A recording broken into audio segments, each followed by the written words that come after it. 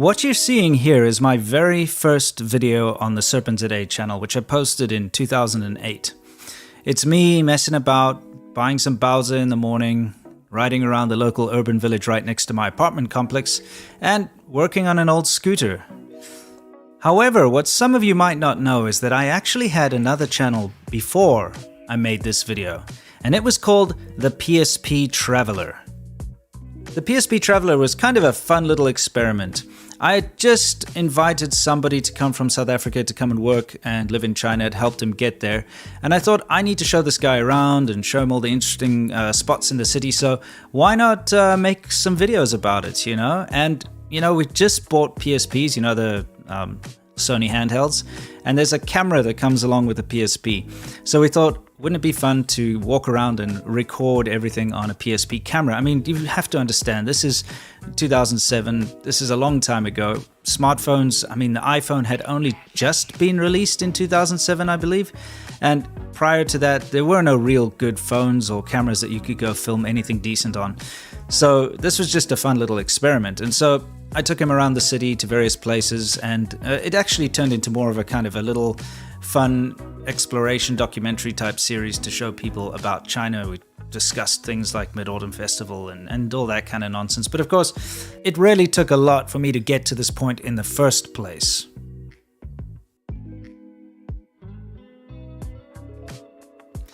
So we have a lot to talk about today, guys. I've hit 1 million subscribers thanks to all of you out there. It's something that still hasn't really sunk in yet, and I'm just blown away. So there are a lot of things we need to talk about. I'm going to tell you how I survived initially in China, how I managed to grow this channel, and of course, I'm going to be answering your questions at the end. But most importantly, I've got a gift for everybody, every single one of you out there. I'm going to be releasing one of my documentaries for free on my channel, and we'll make it live a little bit later. Anyway, let's get into it. So a lot of people have asked me how I actually got to China in the first place, and you know, what got me there, and how I survived in the beginning. And I think I have a very different story to most people, at least most people that I know that I've spoken to. And that is, I knew almost nothing about China when I first went to China. I had no plans to go to China. I had no reason to go to China. And I didn't have any interest in the language or the culture or anything like that. What happened was, I mean, I'd always been fascinated by Japanese culture. That's something I'd always enjoyed. And, you know, there's been aspects of Indian culture that I've always appreciated too. But China never really was on the radar for me. I was working as a freelance IT guy. I had my own business in South Africa, right, in my 20s. And what I used to do is drive around and go to people's houses and offices and things like that. And I would be pretty much a mobile support technician, but not just to fix a printer or something. You know, I would do enterprise level networks as well and all that kind of nonsense. And that was my jam, and I loved it. I loved working with computers and IT and all that stuff. However, I had this one particular client, and a bit of a nutcase, to be honest, but he used to, and I suppose he had to be because of the business he was in, but he used to run probably still does run a security company.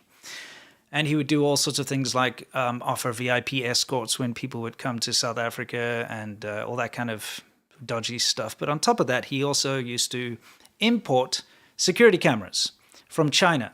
Okay, and he'd set up security cameras, and that's how I got involved. Is I'd be the guy who'd go on site and, you know, set up the servers and set up all the security cameras and make them all work, that kind of thing, right?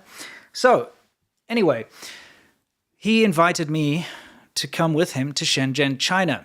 And the reason he needed me to go was to make sure that the new cameras that he wanted to purchase from a new supplier would work in South Africa and work on the systems that we had, etc. So he paid for my plane ticket. We hopped on a plane and we went to Shenzhen for 3 days. Now, because the guy was very security-minded, he was basically telling me, don't go outside, you don't go walk around by yourself, you don't know where you are, I don't know what's going to go on, what's happening, you know, just stay in the hotel type thing. But that's completely against my nature. I very much enjoy exploring. And so I convinced him, and I also just slipped out and just kind of, oh, I'm just going to go down to the hotel bar or whatever, but then just went and walked out on the streets in the middle of the night in China, and it was amazing. I absolutely loved it. I'm just going to put in the background a little bit of, this is not very early footage. This is from that PSP travel I was telling you about. We'll get to that in a minute, but I'm just going to show you in the background here quickly. Hopefully you don't get sick from the motion.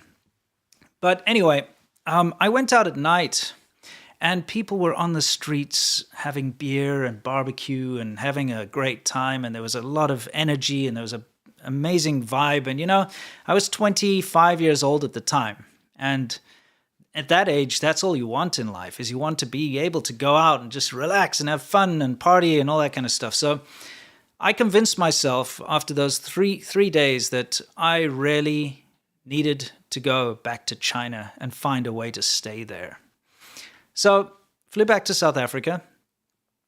Took me a couple of months, but I sold everything. Sold my furniture, sold my cars, sold my TVs, all the usual stuff. And I applied for a business visa. And the way I did this was I contacted one of the factories we'd gone to, and I spoke to my client, and he wanted me to go anyway because I could help him to do some more like research. So we spoke to one of the suppliers and got them to write me an invitation letter and all that kind of stuff. It's a bit crazy. It was much more, well, it was a lot different back then. And I got I believe I got a 30-day visa, which is the max you could get. So off I went to China on my 30-day business visa. I went in, and I went to go and meet the suppliers, at some point, but I really didn't know what I was doing, and I had no clue. So what I did was I went to go and stay in, first of all, the hotel that I'd first stayed in when I went the first time, because I was familiar with the hotel. But then I moved to another hotel, and I moved from hotel to hotel. I had no idea what I was doing, and very quickly my savings dried up.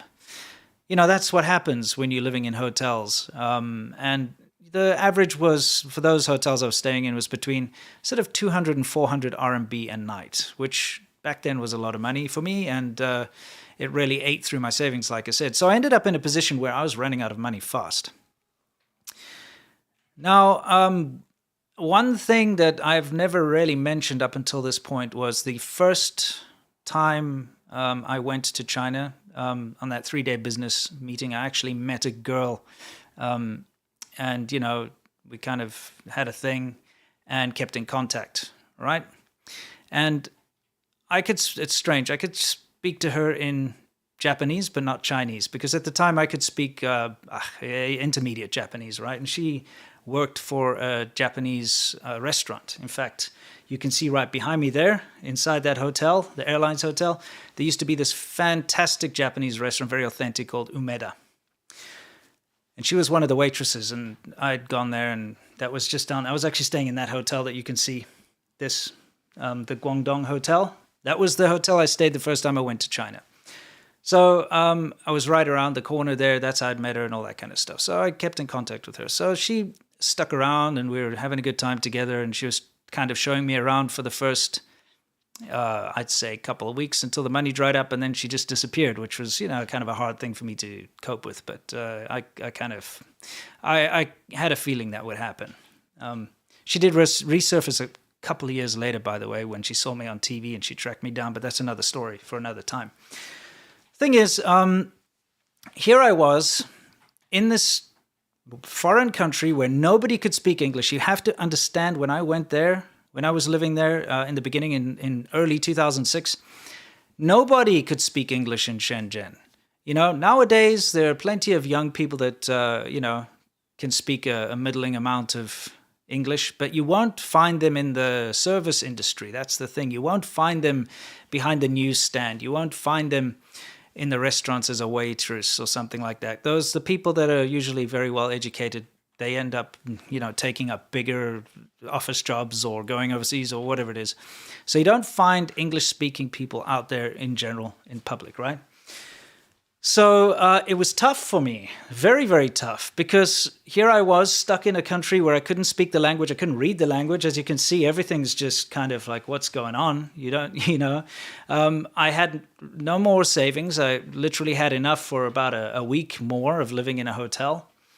I had no income, I had no job prospects, and I was in trouble. And I thought the best course of action would be to go and try and find other foreigners in the city and see what they'd managed to do and see if there was a way for me to figure it out. So I started to go online and I found a website set up for expats called ShenzhenParty.com, I believe was the name back in the day. And I figured out like where the expats hung out near me anyway. There was a bar. I can't even remember what it was called, but I went there and I just started to talk to every single expat I could and ask them, how they managed to stay, how they managed to get their visa, all that kind of stuff, trying my best. I'd buy everyone drinks and stuff like that. And of course, I ran out of money very quickly doing that. But that was my plan of action. And through it all, through the grapevine, I met a guy called Jimmy, an American guy who'd left America for suspect reasons I won't get into. But he offered to let me come and stay in his apartment, sleep on the floor for a couple of days or whatever the case. And it was there that I met a Chinese guy. I'm not going to mention his name, actually, because it turned out to be a real scumbag in the end. Anyway, and long story short, it got to a point where I couldn't stay on the floor anymore. I was living in this red light district slum. It was a crazy situation, and I actually became homeless. But I'd been put in contact with an agent. The thing is, for me to get from where I was in the city of Shenzhen to where this agent was located, which was out in the middle of nowhere in Longhua, past the gate, as they used to call it back then, because there used to be this gate for you to get in and out of Shenzhen. It used to be a sealed-off special economic zone, and they used to have armed guards and kind of like a border checkpoint for you to get in and out of the city. And only people with certain permissions and certain, registration documents and stuff could come into Shenzhen at that time. So I had to find my way out there on a bus with the last remaining, 2-3 RMB or whatever it was that I had. And it was an adventure. I got completely lost. I got off at the wrong stop. I was walking the streets, and for 2 days, it's kind of a miracle story, to be honest. For 2 days, I was walking around in Longhua with no money, nowhere to stay. And, I had a phone, but it's a phone I bought with me from South Africa, so the Chinese characters didn't work on it. Back then, it was like a Razor, the old Motorola flip phones. But I had no money on my SIM card. I couldn't call anyone. And by some miracle, I survived these couple of days homeless walking around. It was like typhoon season. It was raining and pouring. I remember sleeping in a McDonald's one night because they're 24 hours there, and just kind of walking around. And the agent who had been expecting me just happened to spot me on the side of the road because I kept walking up and down the main roads where I thought I should be. And he spotted me on the side of the road and actually came and got me. He had a car. Which was just like surreal because here I was, lost in the middle of nowhere, not being able to speak a thing, homeless for a number of days, and finally this guy found me. So, let me tell you about this agent because it's kind of interesting. China was a very different place back then to what it is now. Everything was corrupt and gray area and under the table and weird, but in a very, I don't know how to even explain it, in a very sort of chaotic but easygoing way. So this agent, he offered me a place to sleep on his couch, and it turns out he did this with a lot of foreigners. He was a Taiwanese guy who was addicted to gambling, and what he'd done is he'd set up a big network in all the kindergartens and middle schools and so on in the outer side of the city, and a couple in the main part of Shenzhen city as well. So he had a big network of places, and what he'd do is he'd basically just put out those ads online and teach in China or teach abroad, type thing. People would contact him, and he would tell them where to go. He'd meet them at the airport type thing because he could speak a little bit of English. I won't say he could speak good English. He could speak a little bit of English. And what he'd do is he'd put them in these illegal jobs because he'd bring people in on tourist visas and stick them in a kindergarten position, for instance, and then he'd get paid by the kindergartner's salary. The teacher would not. He would give them a percentage of their salary. It was ridiculous, actually. I remember he would take something like 40% of the salary. So you'd only end up getting 60% of what the actual salary was. But, he'd help out his teachers by helping them when they couldn't understand how to pay their rent and all that. He would tell them how to do it and help them and all that kind of stuff. So he's like an agent there. So he got me some jobs teaching these kindergartens in the middle of Longhua and out there in the middle of nowhere. And it was probably one of the worst times of my life, I'm not going to lie. Because he had me getting on public buses, these little mini buses they had out there, and driving about 2 or 3 hours in a single direction. Go and teach in the morning there for about 3 hours or 2 hours, get on a bus and travel another hour in another direction for like an afternoon class or two there, and then drive somewhere else and do another class, and then drive back and get home late, at night to his place. And I was doing this for about a year, I'd say. He finally bumped me up and got me to a well-known kindergarten inside the city, not out the gate. So downtown Lohu area, which was pretty fantastic. And, the kindergarten was pretty good. But again, I was being completely rinsed. I was getting, the kindergarten was paying 10,000 RMB for me as a monthly salary to him. And I was getting 6, 5, 8, something like that. Anyway, while I was staying at his place, he had another South African there, and who, under some very dodgy circumstances, ended up there too. We kind of made friends, and we went and we were working in the same kindergarten. We saved up all our money, and we actually put down a deposit and moved into a better house, like an actual apartment, my first real apartment. And that's when things started to get a little better, So we were staying in this apartment. We both pulled our money together to get in there. And we had no money left over. I remember it was crazy. We were doing things like not using hot water so that we could save money on utilities, that kind of thing. But we kind of scraped our way up. He left after about a year, though, to go to Taiwan, to go there and teach in Taiwan and whatnot. But I stayed and took over the rent. And by then, I'd started to do part-time jobs and earn a little extra money on the side and so on and so forth. And finally, I went and got a job for The Rapist. I don't know if you've seen that video of mine, but I worked for this big company called CCVIP. And it was a very different kind of a situation there. I've got a whole video about it, but that was a decent salary, and I was finally being paid, my full salary, which at the time was, I believe, around about 12 or 13,000 RMB, which is a lot of money for back then in 2007. That's when I started making these videos. This was done in 2007. So I was currently at this point in time here working for the Rapist School. And I'd finally found my feet. Now, being able to earn a stable salary, living in a nice apartment, the visa situation in China was never stable for me. It was always up and down. All the different, depends who you work for and so on. It's a lot of corruption involved. There's a lot of weird stuff going on. And it's one of the parts of China that you kind of, you live with it. You figure it out as you go along. You're either paying dodgy agents under the table and they take your passport away and you get it back like a month later with a visa in it, or, they're sending you to some random village hometown somewhere where the boss, that rapist boss, has connections with the police chief there, so he gets the visas done through that hometown, that kind of crap. You're sitting on a train and you have to come back to the city without your passport because it stays up in Jinan, where he was from, that kind of thing. Anyway, you get to see how China really works. Coming from South Africa, I'm kind of used to the corruption in the government and the police and everything. So for me, it was pretty easy to just sail through this stuff and figure it out. And I hate seeing myself when I'm younger because, I'm not that thin anymore. Anyway, fact of the matter is, you get to see how China really works. And I started this little PSP Traveler thing that you see behind me now with somebody that I helped over. When I finally found my feet in China, I realized that there was a lot of opportunity there. So I reached out. That's the 2008 Olympics being played up on that screen, by the way. That's when I shot this particular video. It was during the Olympics.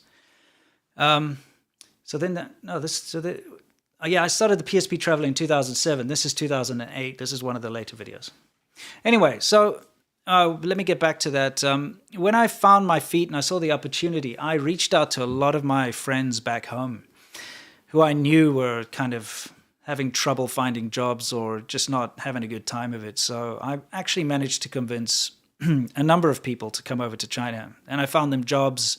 I helped them settle, and helped them get through all the crap so that they didn't have to go through what I had to go through when I first got to China. And it was during this time that I decided to make these videos. I thought this would be a great idea. Why don't I just, this guy who's with me right now, he could do a little bit of video editing. We got those PSP cameras. I was like, this could be fun. Let's just film, and then, we can show people what it's really like and share our experiences and stuff. So we started this. But like everyone that I've worked with in the past, barring Seamilk, he's the exception. The guy I was working with ran out of steam. He didn't want to go out and film anymore. He didn't want to have to edit. I had to hound him to edit and so on and so forth. So I thought, screw it. If I'm going to do this, I'll just do it myself. And that's when I started the SerpentZA channel. That's where it all started. So I wanted to talk a little bit about the SerpentZA channel and the crazy journey that it's been. And I guess I should just start at the beginning, I started with those pokey little videos of me messing around on scooters and trying food and so on and so forth. And, the main reason I did it was to show a lot of concerned friends and family back home that, what, China's not as bad as you think. It's actually really fun and interesting and vibrant. There's a lot of things going on. And I was feeling very positive about China back then because I could see it change before my eyes and open up. And, it was a friendly place and it was a fun place to be. And, I didn't have a grasp of the language yet. By then I could speak phrases and order food and stuff. But, I didn't really fully understand the language. I couldn't read much. And, of course, I saw many issues during these times. I have to be honest. I saw a lot of really bad things. During the time where I became homeless and I was living in that red light district, I saw human trafficking firsthand in China. It's one of the most heartbreaking things I'd ever seen in my life. My Chinese friend's girlfriend was a prostitute that had been sold to her pimp. And she was paying off the debt, but all her extra money that she was making, other than paying off the debt, was being sent back to her hometown, her rural hometown, to pay for her brother's education. So the parents had sold their daughter into prostitution and still expected her to pay for her brother's education because of the whole preference for boys. It was sickening. I'd seen some horrible things and I'd experienced some terrible things, but I'd always brushed them aside because I could see China opening up.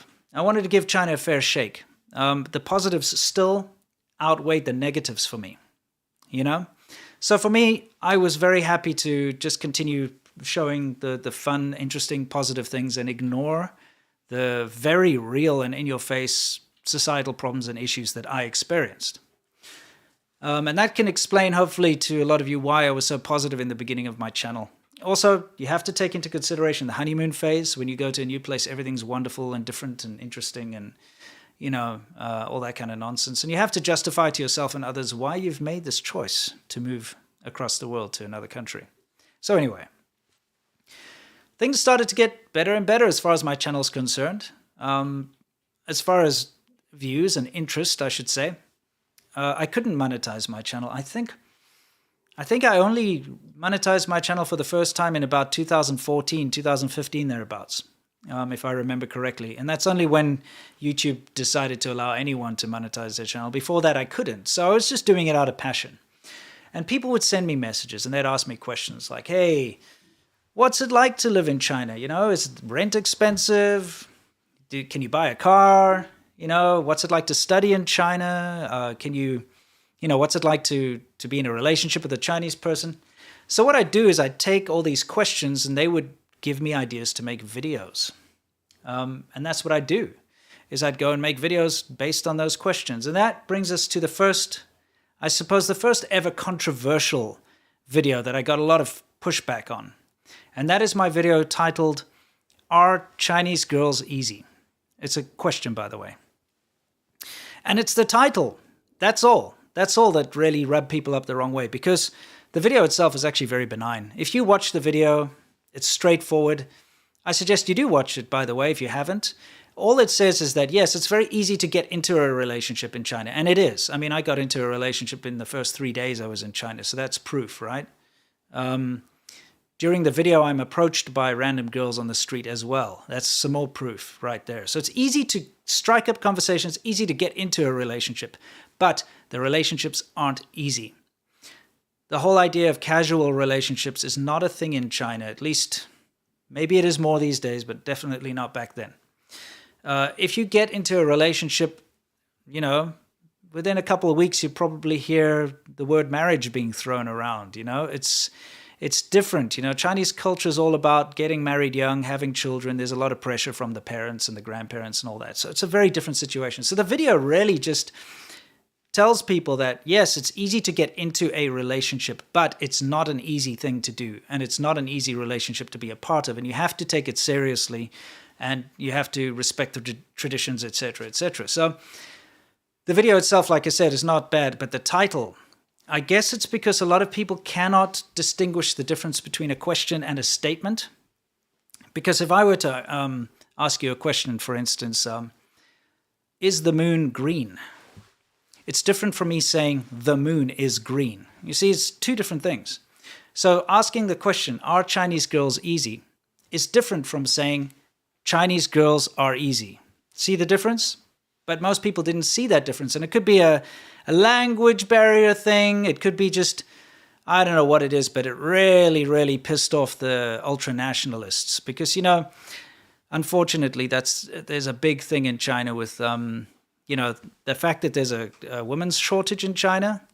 And on top of that, there's a lot of kind of, I don't know how to put it, but really these ultra-nationalist kind of incel types. And they are all about like, these foreigners are coming in and stealing our women. You know, that's their whole thing. So they see a video title like that and they immediately explode. And so I saw a lot of pushback from that. But you know what? It died down and things continued as per usual. And I kept making videos, kept growing my audience, and things were doing pretty good.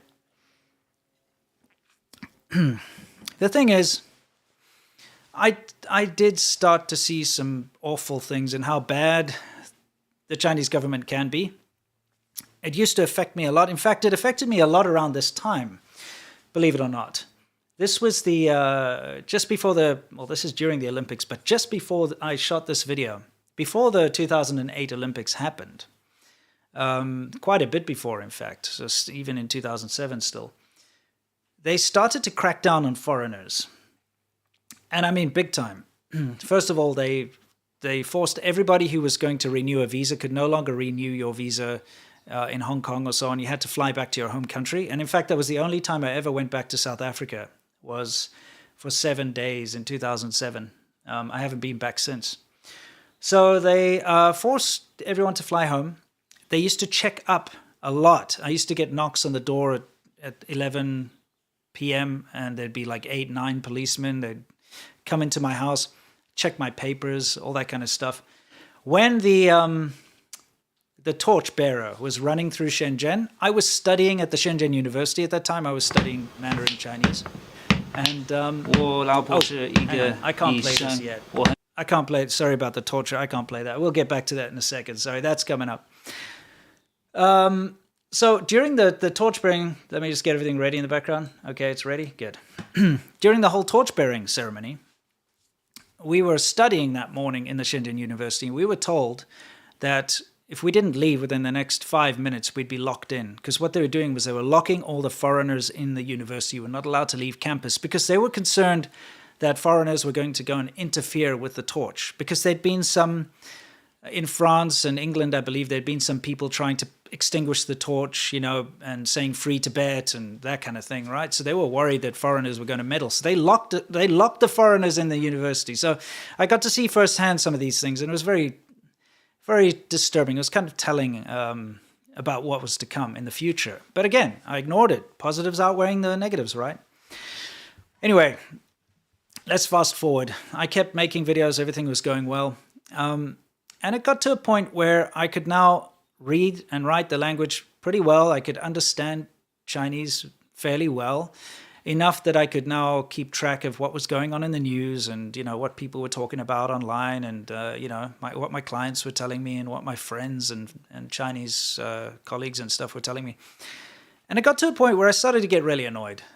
There were some very glaring societal issues, such as kidnapping, for instance. I'll use that as an example, which were affecting my friends and their families and, the local Chinese people around me.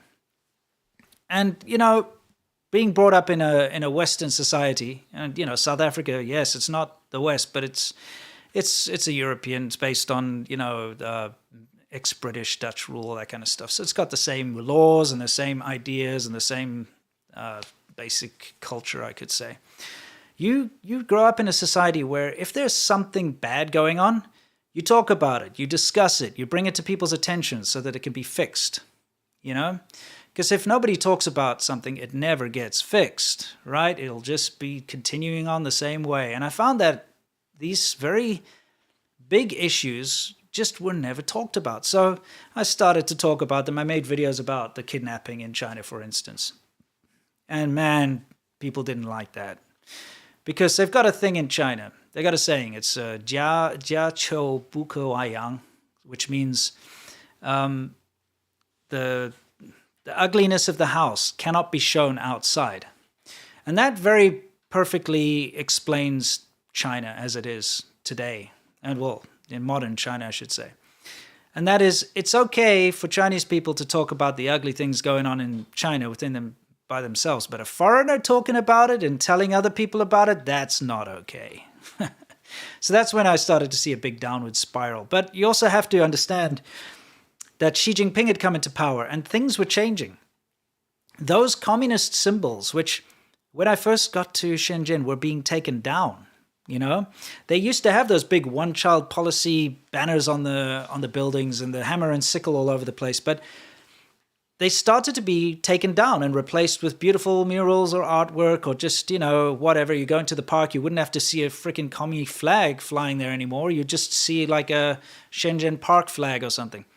And that's one of the reasons why I was so positive, is I saw the bad old stuff being taken down and progress.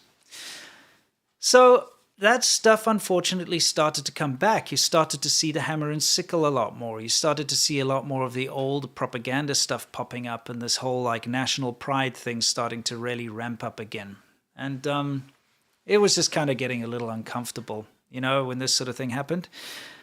But I continued and I weathered the storm. It was pretty tough. I'd get attacked quite often, not only online, but, later on they would do things like attack my wife, go to her workplace to try and find her. At one point, they started a letter writing campaign where they wrote to the Public Security Bureau, to the government security organs. They wrote to the medical board of Shenzhen and to the hospitals and bosses that she worked for, saying that she was a foreign sympathizer and a spy. And I guess they were trying to intimidate me into silence, but they were also trying to possibly get her jailed, and in order to silence me, that kind of thing.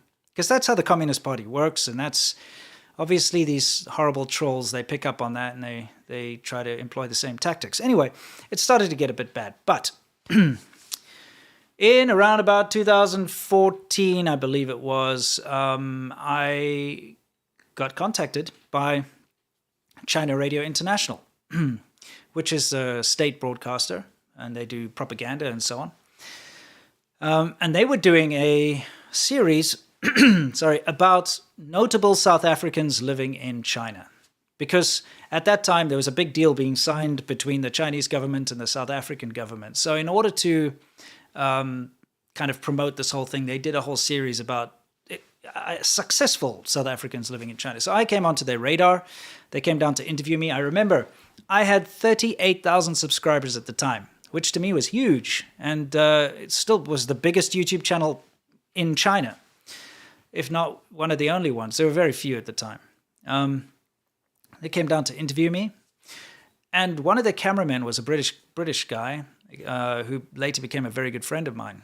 And we kind of hit it off, and we had drinks, and we were talking about this. And they came to film my motorcycle shop that I ran with Sea Milk, up in Huizhou. And that was part of the whole little thing. and it was fun.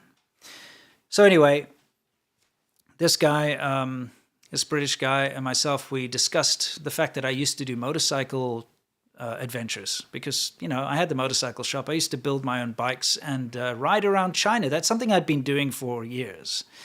Whenever I had a holiday or time off, rather than fly out to Thailand or whatever that most foreigners do to, get a change of scenery, I'd hop on a bike and I would ride as far as I could. So I'd ride up into different provinces, into Hunan and up into Guangxi and Yunnan and wherever I could, as far as I could, given the amount of free days I had. So he came up with this idea, how about we do a travel documentary? And I was like, yeah, that'd be awesome, but we're going to have to rope in Sea Milk on this deal because, when we go on these rides, he comes along too. And they were like, that's fantastic. I think Sea Milk had 7,000 subs at the time or something ridiculous like that. But we went out and we just got on bikes. We rented cameras, and him and another guy, 2 cameramen, and ourselves, we just hopped on bikes and we went. And we filmed this fantastic documentary, Conquering Southern China. And the reason it stands out as being good, in my mind, is the fact that we didn't have filming permissions. We didn't approach any government ever to say, hey, can we film here or anything. We didn't approach anything. We just went. And, we stumbled across people and asked, hey, can we film this? Can we do that? And whatever. And we just kind of did it. And it's natural. And even people who really hated me at the time, when they watched that documentary, they even admitted that it was a fantastic documentary. And I remember specifically there was, can't remember if it was called the Shanghai something magazine. I have the article here, hidden away or stored somewhere, but they really hated me. I don't know. There was a thing about a lot of the expats really didn't like me back then. I don't know what it was. It was just, but they didn't like me. But even they wrote an article saying that this is probably the best China travel documentary they've ever seen. And the person who wrote that article, even in there begrudgingly, they said, like, no, don't usually like what SerpentZA does, but this was good. So we knew we were on the right track. And the whole point is we wanted to show the good parts of China that we had experienced. You know what I mean? The hospitality of the rural people, the scenery, the interesting things that are actually fun and an adventure, not the bullshit, look at this high-speed rail and look at this skyscraper and poverty alleviation. No, none of these like horrible propaganda, talking point, boring government things. We wanted to go out and show people living in China what it's like in all the rural southern parts of China. And we succeeded in that. And so a couple of years later, we did Conquering Northern China together, which was another big documentary, which, of course, was a hell of a thing to film. And we didn't get permission either that time. We just organized what we wanted to do, and we went off, we really pushed the limits on that one. I knew China very well and how to navigate China and how to get past all the dodginess, and Seamilk did too. And, our Chinese ability was good, and we knew what we were doing. And even with that, we really ran into a lot of problems. We were going to sensitive areas, though. We went onto the border of North Korea. Man, that was hairy. We had to sneak in there and sneak right back out and film ourselves there, and quickly, within 20 minutes before anyone turned up, and get on the bikes and go. But we went to the border of North Korea. We went on the border of Russia. We went on the border of Mongolia, and we had run-ins with the People's Liberation Army, which almost ended up in us being detained. It was really bad. With a SWAT team that bust into our hotel room, with police investigators who had flown out from Beijing specifically to come and question us, with a Communist Party local head who came to investigate all this crap. It was really, really, really touch and go. Anyway, after conquering northern China, Seamilk was forced to leave China. He's got a whole video about how he escaped.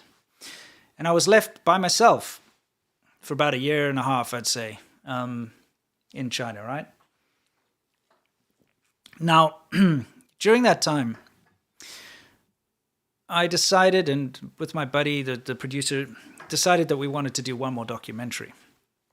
And this was going to be I knew the writing was on the wall. I was making plans to leave. I knew I had to leave. My acquaintance Michael Spaver had just been detained and disappeared.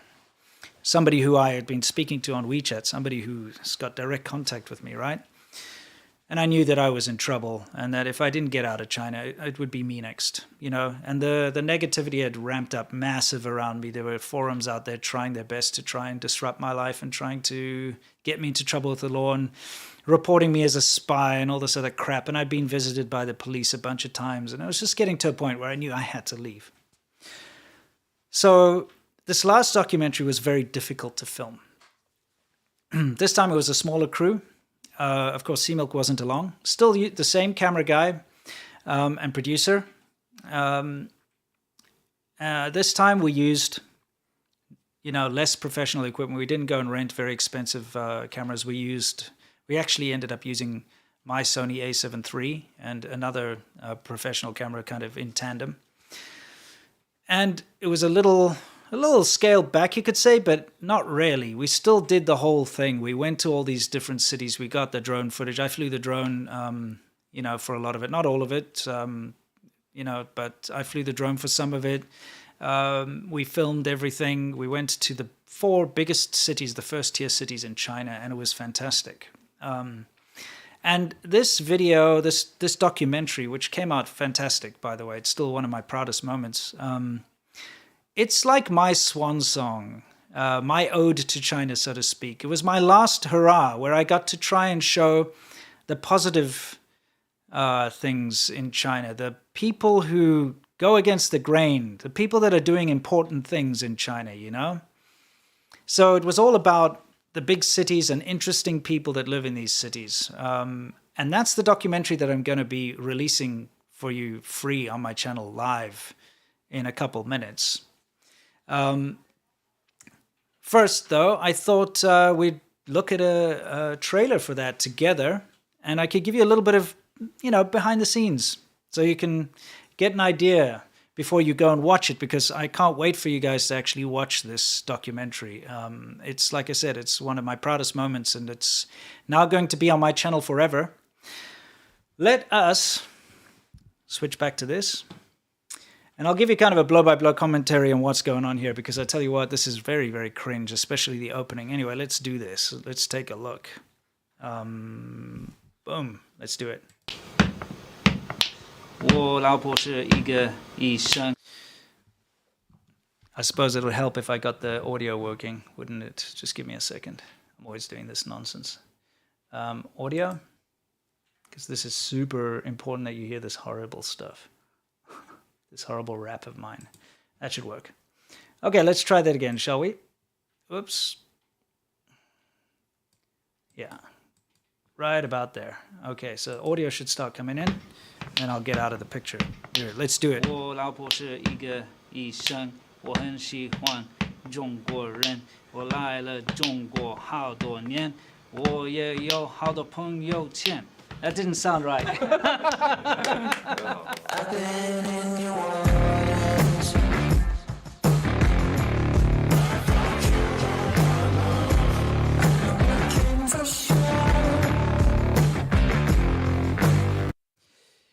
Yeah, maybe I should try and explain what's going on here for those of you who don't know. So, like I said, I went to the big first-tier cities, of course.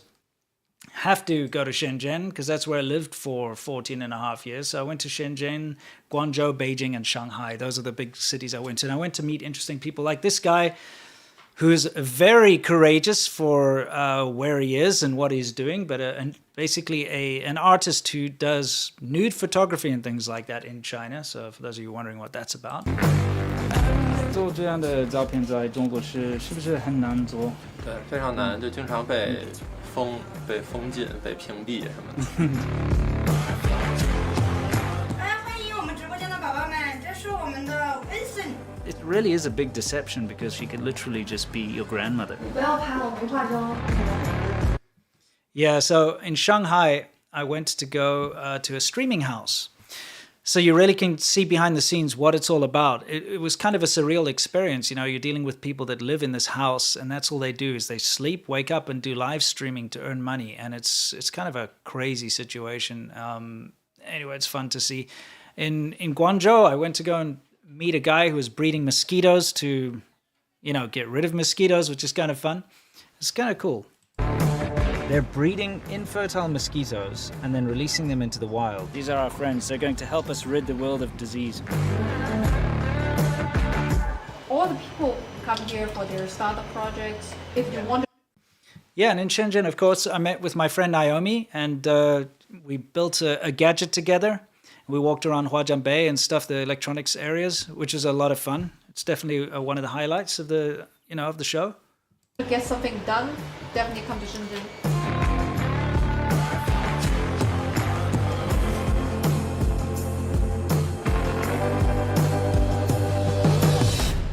你会什么才艺吗？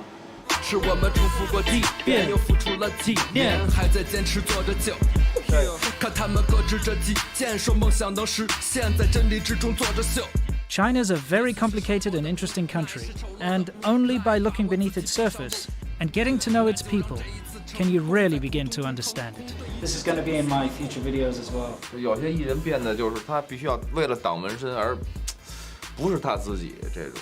很多时候，就中国会变成一个全世界最难接受性教育的一个地方。在我们西方的国家，我们不吃这个老鼠。Your days in the sewer are over, my friend. Stay awesome, awesome, awesome. Yeah, so that's what's going to be free. In fact, I'm going to now release a link to it in the chat, and we'll make it live right now.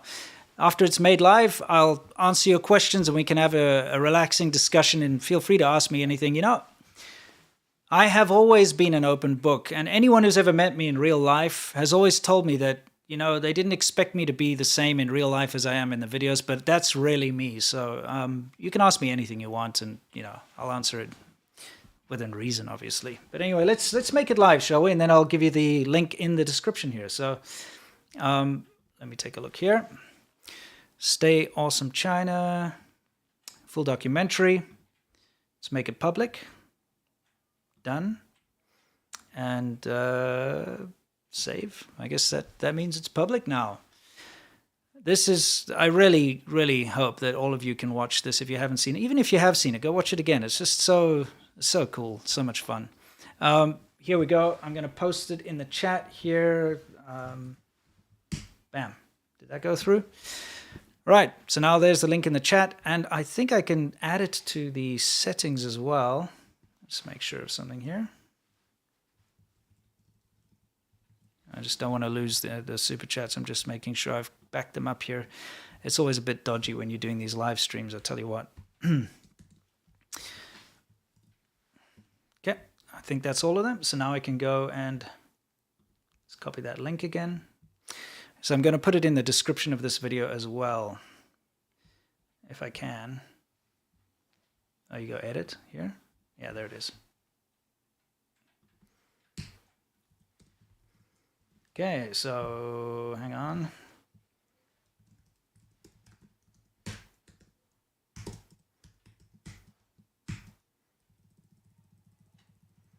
Documentary link.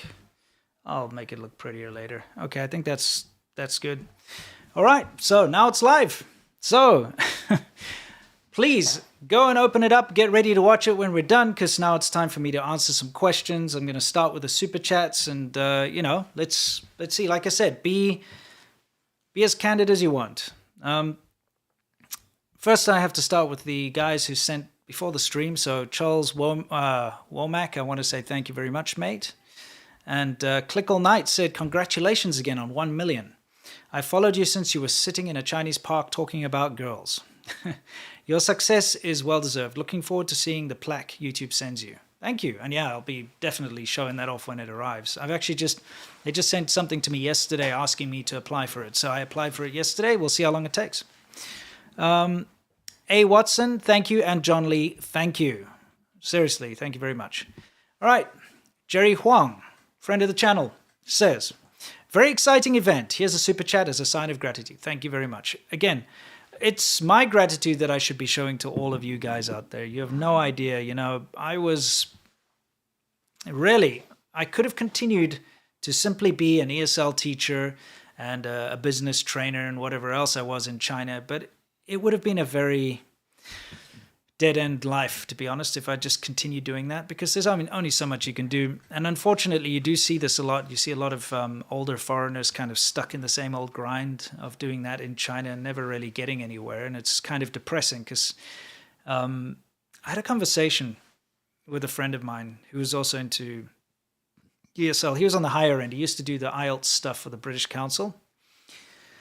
And he used to get paid fairly well, but he said, because he'd been there in China just as long as I had, and we'd been there over a decade each, and we were sitting down having some drinks, and he said to me, he said,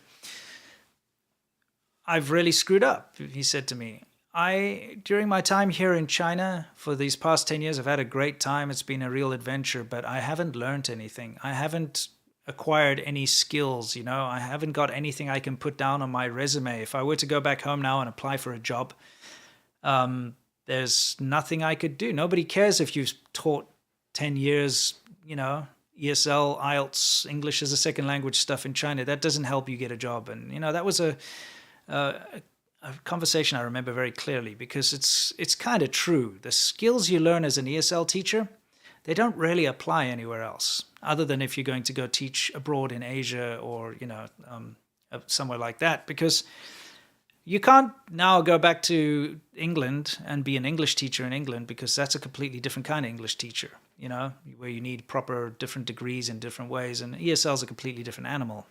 So, again, I have to thank all of you for allowing me to expand my career, because it was in about 2015, just before the release of Conquering Southern China, that I decided to go full-time into YouTube. And I wouldn't have been able to do it. In fact, my earnings were almost nothing. People think, oh, you're a YouTuber, you got 1 million subscribers, you're earning tons of bucks. It's not true. And anybody who's a YouTuber knows that.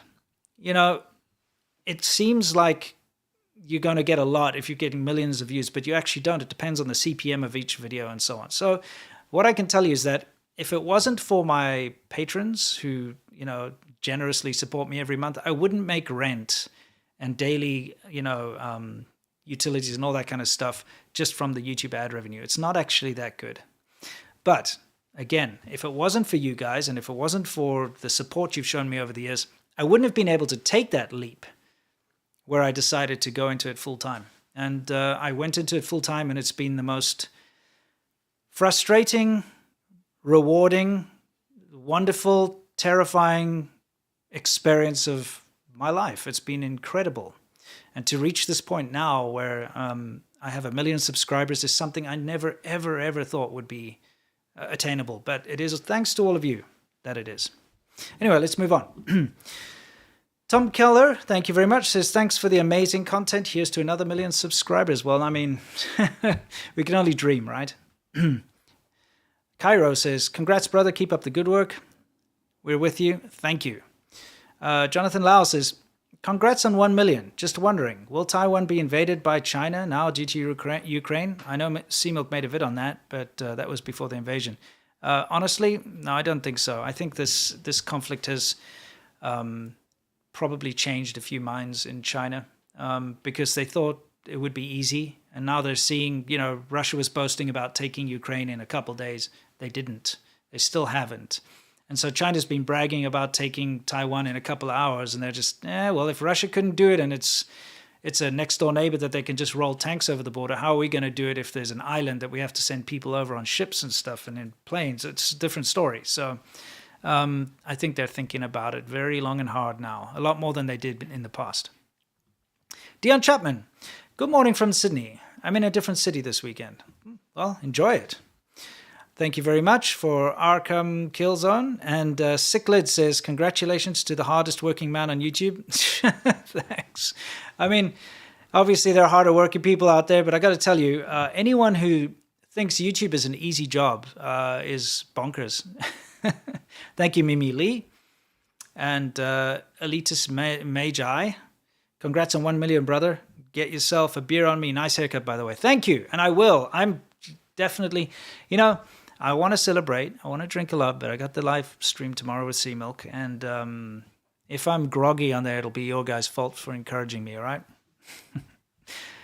Taiwan is Taiwan says, my hero. Thank you. Pucky303, a celebration. Thanks for keeping us in the know and sharing what you got with us. BF Falcon says, 7 a.m. here in Adelaide, South Australia. Been watching since I was 16, now 27, and watching my 2-month-old son, with my 2-month-old son. Congratulations on 1 mil. That's amazing. And it is amazing. You know what's really amazing to me is that I've been doing this for over a decade, 14 years now. I've been on YouTube doing this stuff. It's crazy if you think about that. The amount of things that can happen in that amount of time, it's just, you know, people that couldn't, you know, were toddlers, just born are now 14 years old, like teenagers. You know, it's so weird to think that. And to think that there have been people that have been with me throughout the majority of this journey is just incredible. I always, you know, it's tough to keep up with all the messages and everything. I do on Patreon, but in general, it's tough. Comments and messages that get sent. But there are names that I recognize from all the way back in the day. And it really does feel more like an extended family than anything else to me. And I've always had that feeling whenever I've gone to subscriber meetups and stuff, which I used to do a lot of it back in the past. When I'd bump into people, it would be a weird situation where they'd know a lot about me.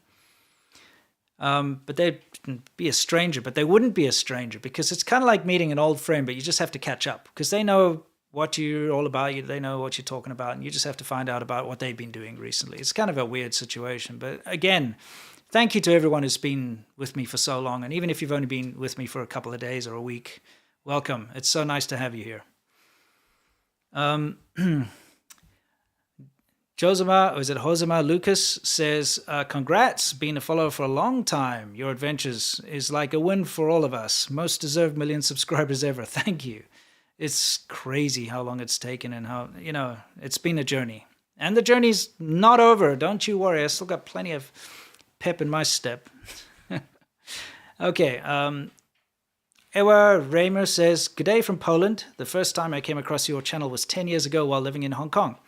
I believe at that time you were the first and only YouTuber doing things about Shenzhen and China. Thank you. Thanks. Yeah, absolutely. You know, I was the first person. And, you know, you get all these guys that attack me all the time, these other YouTubers that live in China and so on. And they have to give me credit for giving them the idea to do it because it took... When I started my YouTube thing, okay, I didn't know I was the first person to ever do it. That never crossed my mind, but I knew that I was taking a massive risk.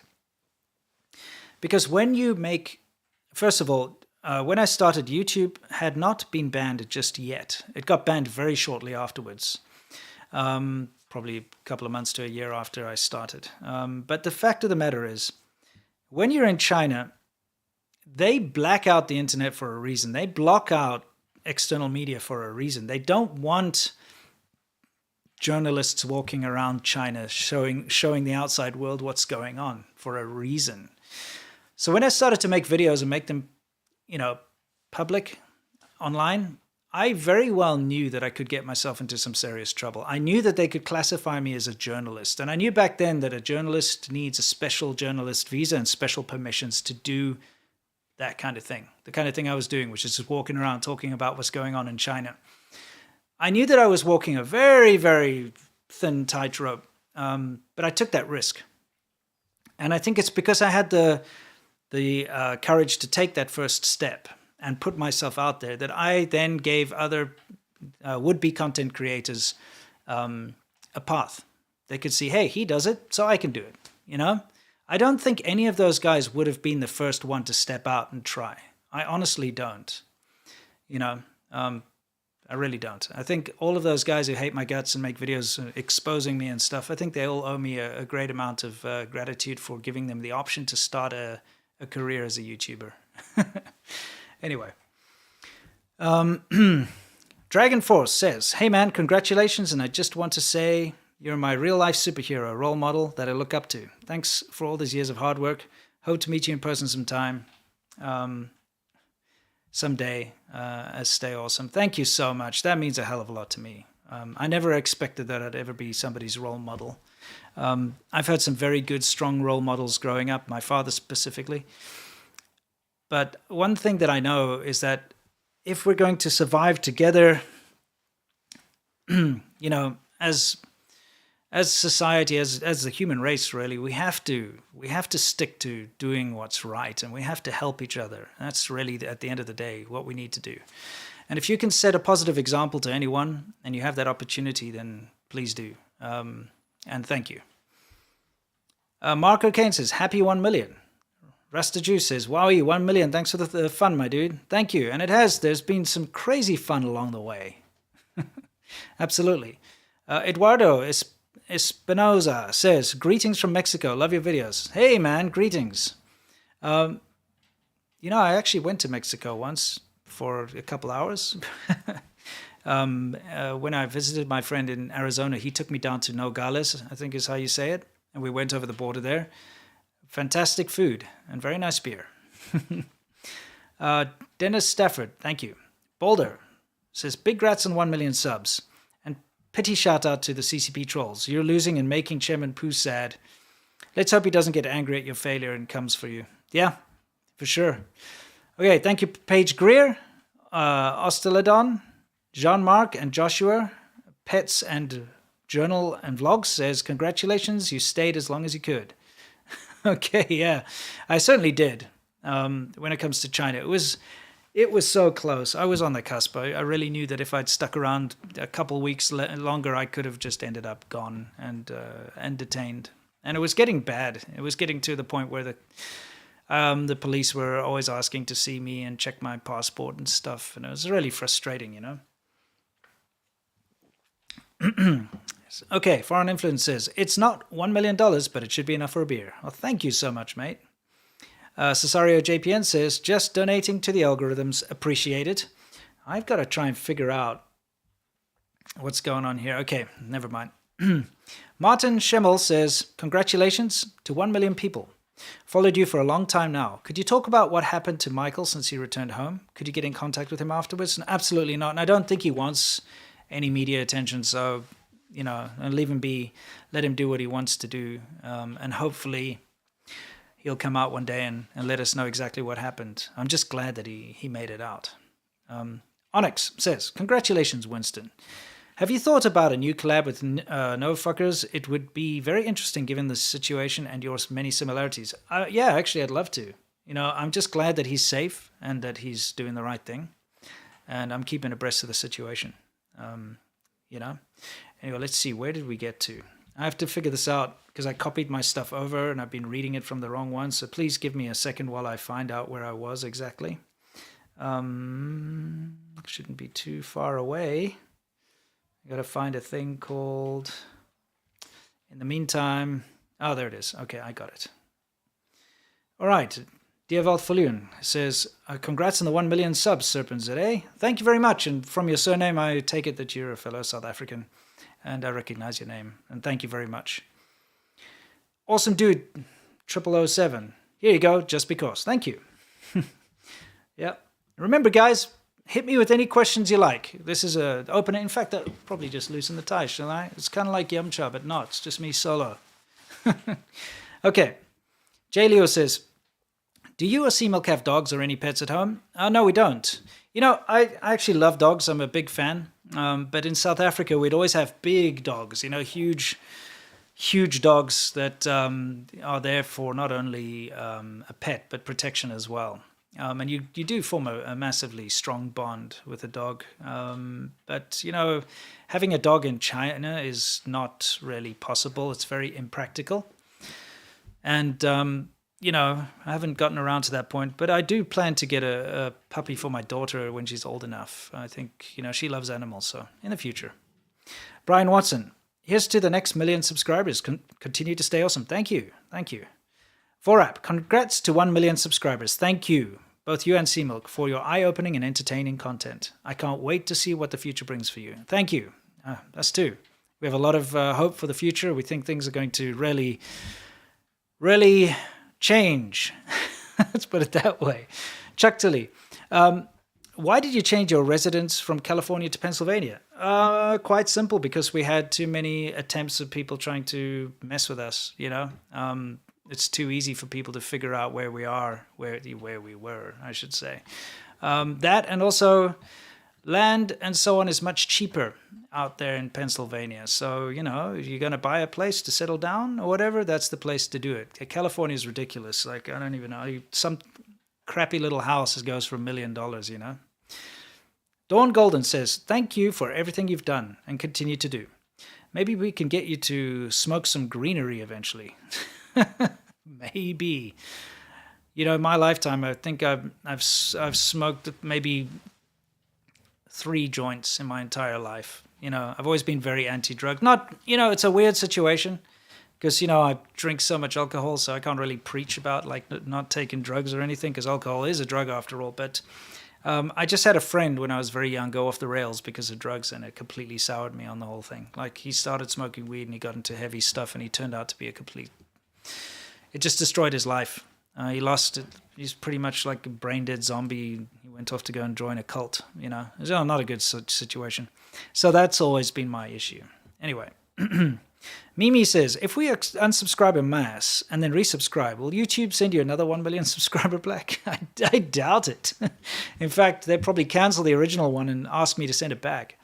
Nathan Wilkes says, thanks. DWU67, $5, thank you. Sean Brem says, congratulations, 1 million. Any rumors on if at a PRC policy change or something from the USA who got Americans and friends disappeared around 2010? Rumor had been Snowden, but his leaks weren't until 2012. I don't know anything about that, to be honest. So I couldn't help you, but I'll try look into it. David Evanson, thank you. Bun for Bun, thanks for the link. Here's the price of admission. Stay awesome. Wow, thank you. That's amazing. Congratulations. Love everything you do. Thank you. Ni hao. Glad to see you got to 1 million subscribers. Thank you. Me too. And again, mind blown. It's always been such a far away thing. You know, in the beginning when you start YouTube, everyone's like, everyone on YouTube's a narcissist. You can't get away from that. Like, who else wants to put their face in public on YouTube? I mean, like, I was 20-something years old, you know. At that age, you're fully yourself. You kind of want to, hey, look at me having fun. Look, it's all about me. I'm so cool. You grow out of that. Most people do. Not everybody does, but you do eventually grow out of that. But during that initial narcissistic phase, you're like, hell yeah, you know, I'll get 1 million subs, no problem, you know. People are going to love what I do. I'll just put out any random video and people are going to like it and watch it. And you think it's going to be easy. And you realize it really isn't easy. And you also realize that at the end of the day, it's less about the subscribers and the views, and it's more about the community that you build that's important. You know, you guys. It's honestly, I can never express enough gratitude for every one of you who subscribed and who watches my videos. Because without you guys, I'd be nothing, you know. This channel would be nothing. You guys are the reason that this all exists. So thank you again. Deng Xiaoping says, good luck. Thank you, Deng. Nanda Marie says, hi, Winston. Congrats on the 1 million. What inspired you and Seamilk to start a channel together? I'll tell you. You know, being the first original China vlogger and, of course, the most successful in terms of subscribers and followers and views and stuff, whenever somebody wanted to make a YouTube channel, they would start it in China and they wouldn't see success because it's tough. It's really tough to start a YouTube channel. It doesn't matter where you are, unless you're very lucky and, I don't know, release a video about a singing shark or something. So people would always contact me. They'd be like, how do you do it? Or can you give me some tips? And I knew they're just sucking up to me because they wanted to get my subscribers and my views, right? But it doesn't work that way, you see. And I've always maintained that it's not about, subscribers are not a possession. And that, a lot of YouTubers make this mistake, is they're like, these are my subscribers. I don't want to collaborate with other people because I don't want to lose my subscribers. They might go watch his stuff instead. And you treat it as if it's like as if subscribers are a possession, which they're not. It's never like that. People watch interesting stuff. And if they're given something else interesting to watch, they're still going to watch your stuff if it's interesting, you know? So I've always been of the opinion that, hey, let's build the community, you know, the China vlogging community. And I helped, you know, it's crazy. All the guys that attack me these days, most of them I've met in real life. Most of them I helped with their channel. Most of them I collaborated with back in the day, did videos with them to help them out or gave them advice or whatever the case. And I guess they just got very resentful because they didn't see the growth that they expected. And so they decided that attacking me out of jealousy would be a better idea. But, you know, Seamilk contacted me in the beginning, and I honestly didn't think much of it. In fact, I thought he was someone else because there was another really annoying channel that had a very similar name, because he's Lao86 and the other one was like Living as a Laowai, something like that. So I kind of dismissed him, and I didn't really want to meet him because that channel was annoying. So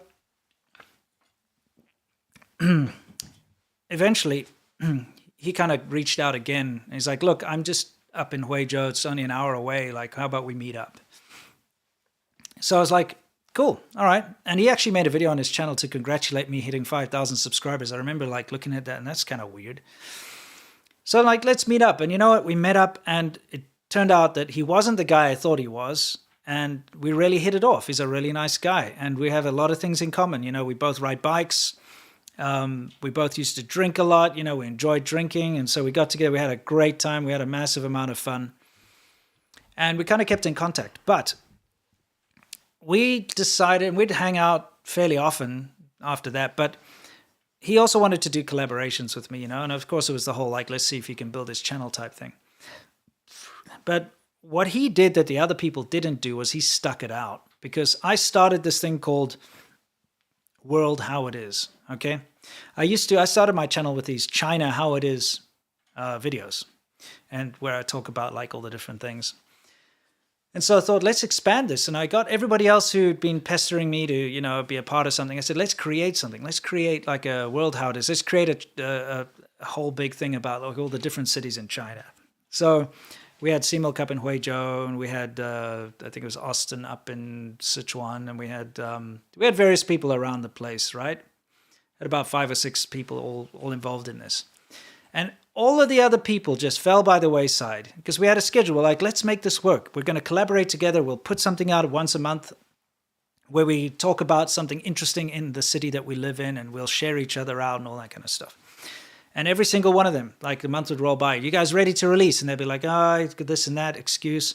But Seamilk was the only one who kept his promise and kept bringing videos out and actually sticking it through, because that's the secret to YouTube is stamina.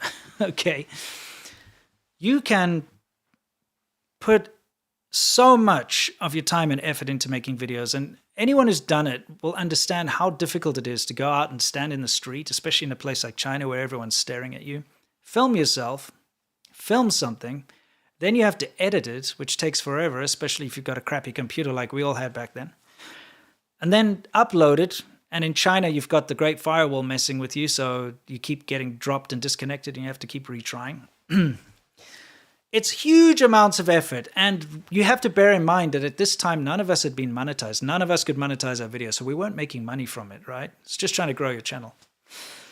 And most people, they've got the enthusiasm in the beginning that drives them for a little while, but when they don't see any returns from it, they just give up. And I'd say 99% of people do that. Just give up. But Seamilk didn't give up. And we even started a failed business together, the Churchill Customs. And he didn't give up either. We kept running at a loss, but we both kept putting our own money and time into it because we believed in it and we wanted it to succeed.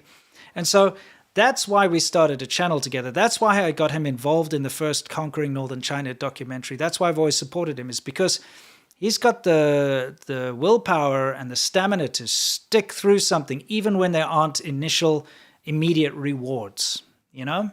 And that's why he's successful today, is because he's got that one thing that most people don't, and that is the ability to put in the hard work, you know? Anyway, so hopefully that answered your question. Vorap, another one for good measure. Stay awesome. Thank you. Chuck Tilley, what kind of immigration visa did you and Sasha immigrate to the US on? That is not something that I'm going to answer, and I'll tell you why, because my immigration status is nobody's business. Not that I'm trying to say that you didn't insult me or anything, don't worry about that, but man, oh man, are there some crazy people out to try and get me. And they are digging for every last little bit of information about me so that they can try and pull some or other nonsense. So yeah, sorry, nobody knows that except Seamilk. Jean-Marc and Joshua, pets, virtual and vlog, stay awesome. The staying part of my life now, yes. I mean, I don't know if you guys know, some of you probably do, but the whole reason that I came up with the whole stay awesome slogan is somebody who's very close to me was going through a very tough time, incredibly tough time. And, you know, when people are going through, especially a depression or a very harsh, confronted by a very harsh reality, let's just say someone dies or they find themselves in a very bad situation or whatever the case, it can seem like it's the end of the world. And it really takes you out of reality.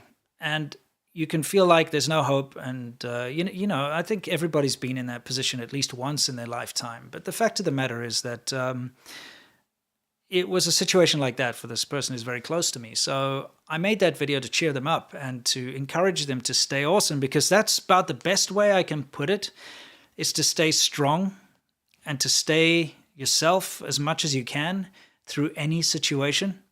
And having been through some very, very harsh situations myself, I mean, there are too many for me to really count, but I've been through some terrible situations of all manner. I realized after what I've been through that no matter how bad it seems and how hopeless it seems and how irredeemable the situation appears to be, if you stick it through, it always comes right in the end, at least to a certain degree. So that's where the whole stay awesome came from. So anyone who's going through a tough time right now, just remember to do that. Stay awesome. It will get better.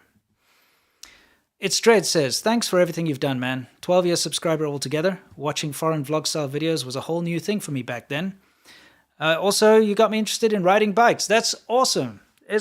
Riding bikes is so much fun. I love it. I can suggest it to anyone, you know. Start out small, though. Don't go jump on a big bike first. You know, don't want to hurt yourself. Jeff Price, thank you. Doc Sluthington, congrats again. I've watched you both since the China days. Wish you the best. See you all tomorrow. Can't wait to see you then, mate. Gracious M, why didn't you choose to come to Australia than US? Simple, because my business partner, Seamilk, is American, and that's where he lives, and we have our company together, and we have our ADVChina, and we had to continue our adventures. So if I went to Australia, that wouldn't make sense. So that's the reason. Also, I love America, and you know, muscle cars.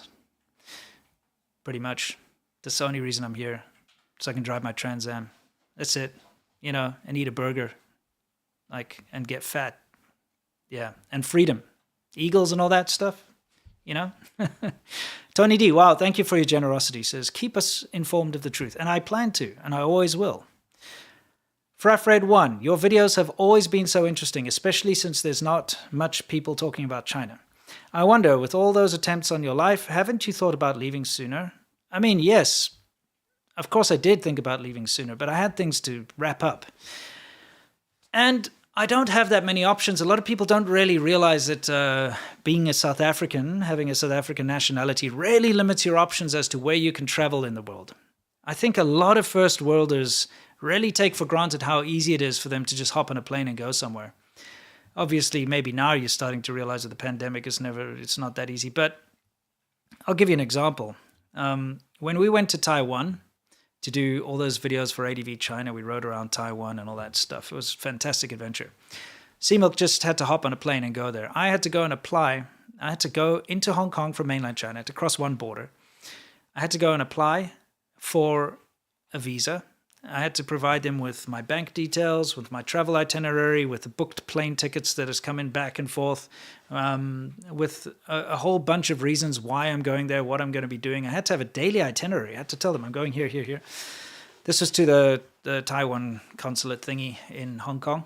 And then, of course, they had my passport, so I couldn't go back into mainland China. I had to stay in Hong Kong for a couple of days until they'd processed the visa. I got my visa back, went back to mainland China, and then I could go to Taiwan.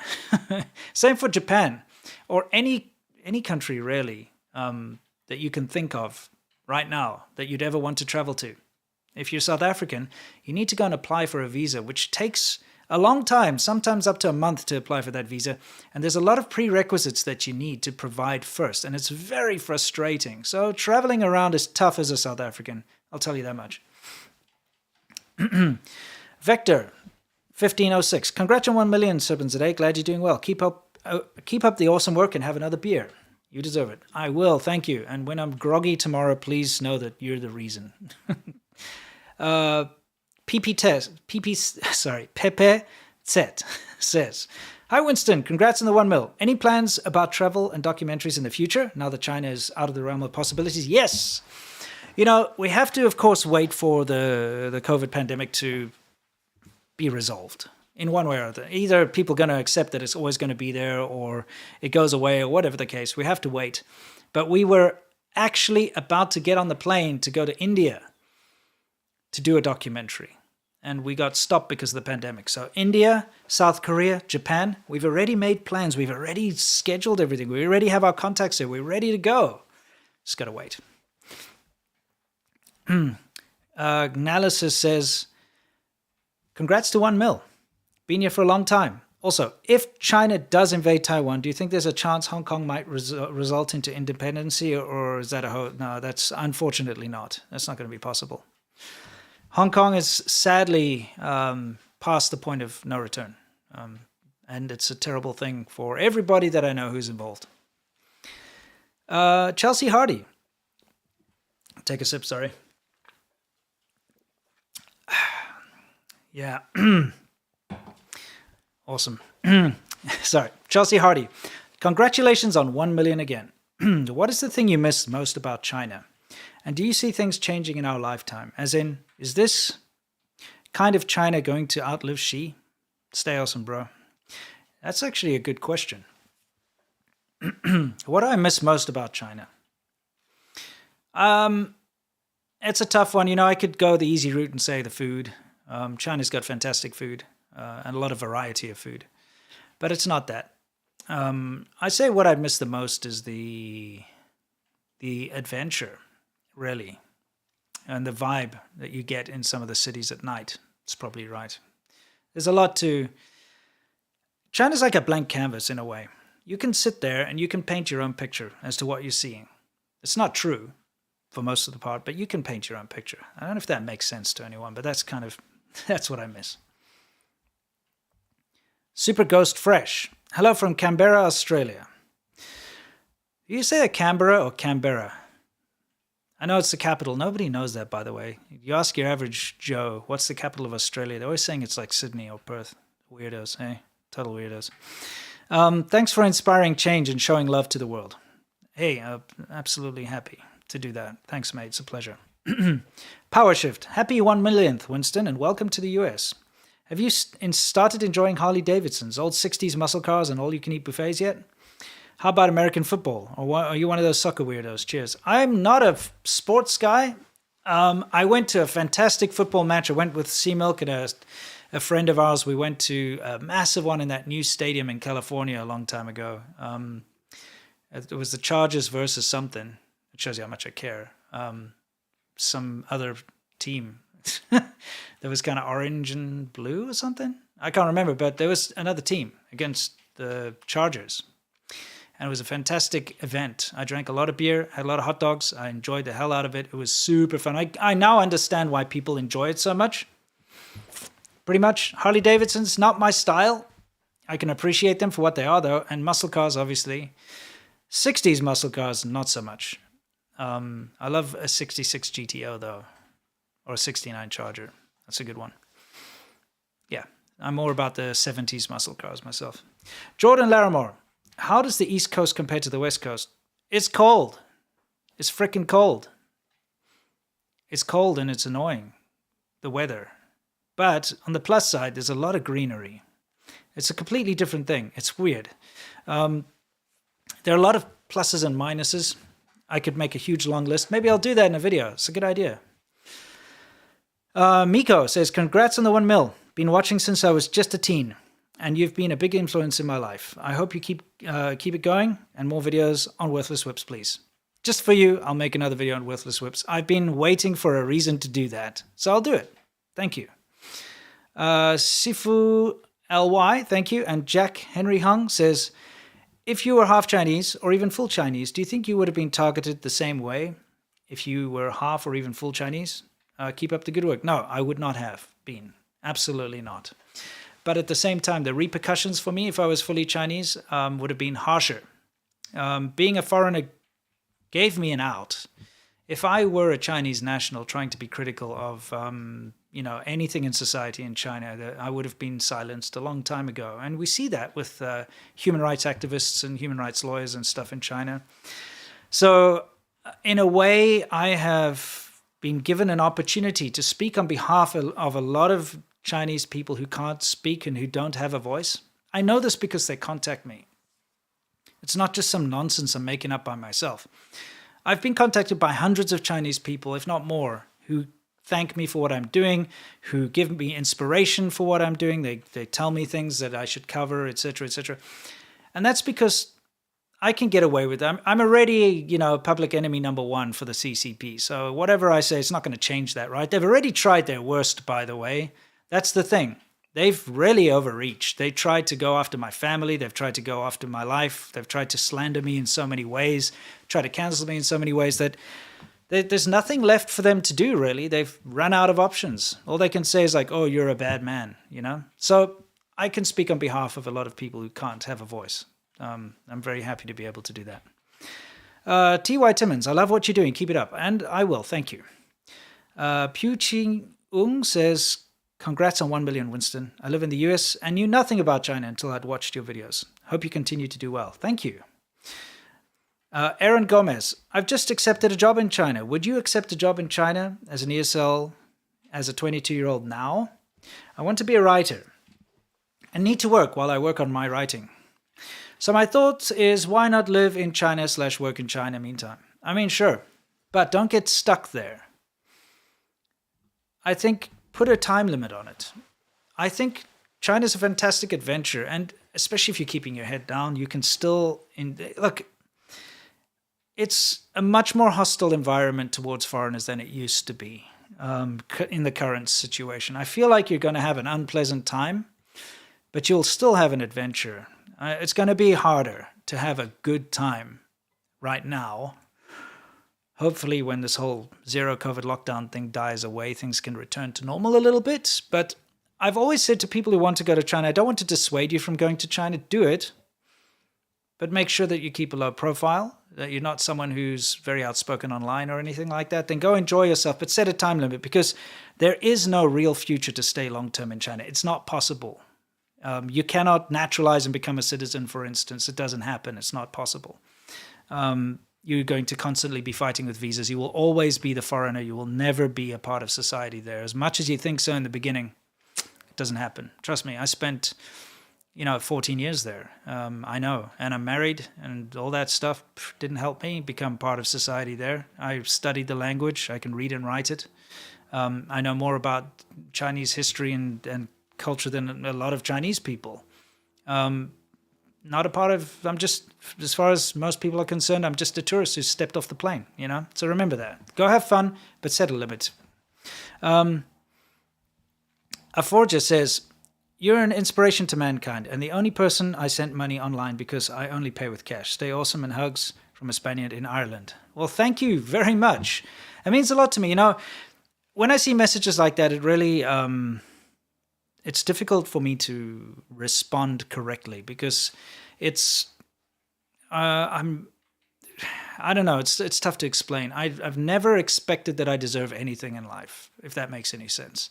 And the amount of support that all of you guys give me is just mind-boggling, and I'm humbled by it, and I just want you to know that, and thank you. Marcus Lopez, $5, thank you. Venture Crew 06, whoops, it did that thing, that thing it does on ADVChina, on our podcast all the time, where it, jumps. Let's see if I can find myself here. Oh, wow, where are we? This is annoying. I'll get there. I gotta keep looking.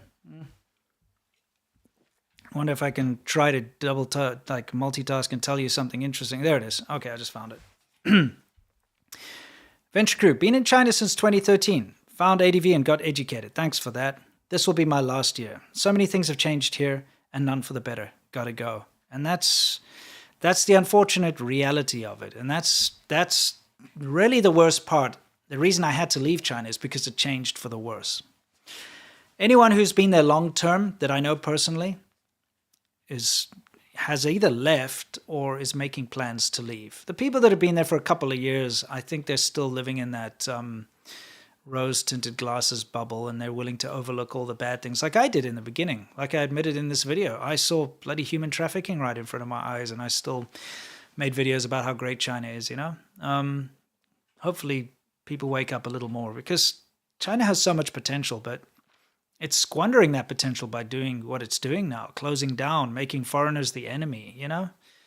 Backing the Russian war, invasion thing, whatever, like just doing bad things, genociding, cultural genocide in Xinjiang, you know, all the other nasty things that go on there. It's not the people's fault, it's the government's fault, of course, but the government has so much sway over the people that sometimes the lines start to blur. Okay, Heretic XXII, congrats.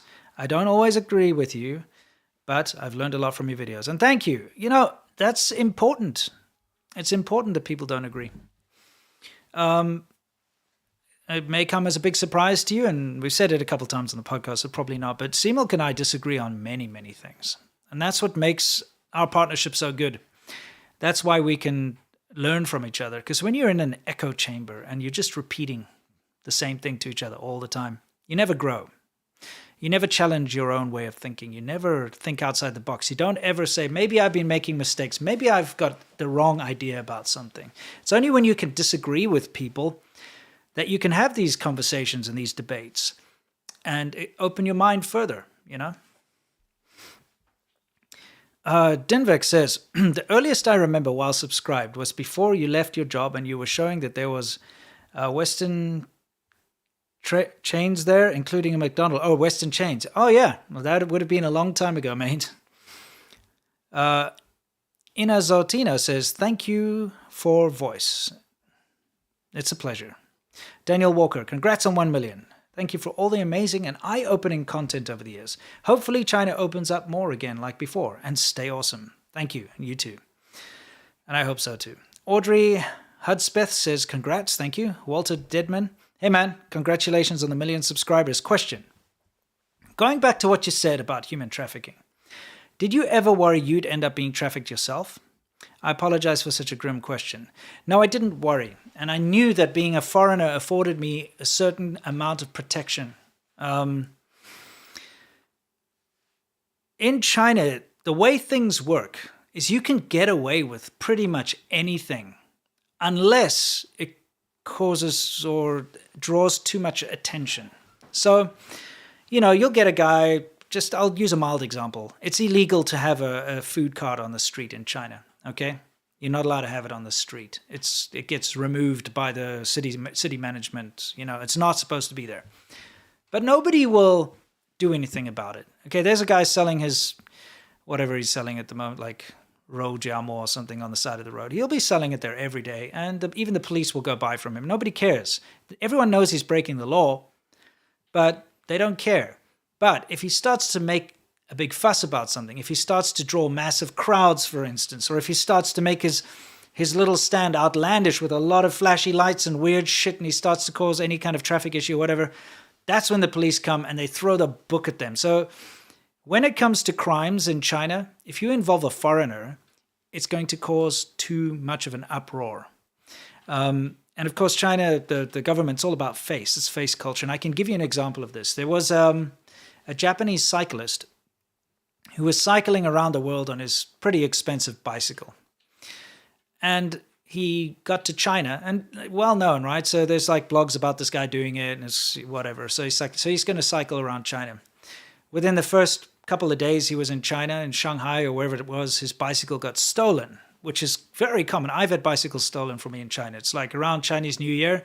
If you've got a bicycle, unless you're sleeping with it in your bed, it will be stolen. It's just how it works. So his bicycle was stolen. But because he was a foreigner and because there was a lot of press on the guy, the cops immediately, like within a day, recovered his bicycle. And I remember the outrage because, well, most Chinese people in China, first of all, they hate Japanese people. They're taught to hate them, right?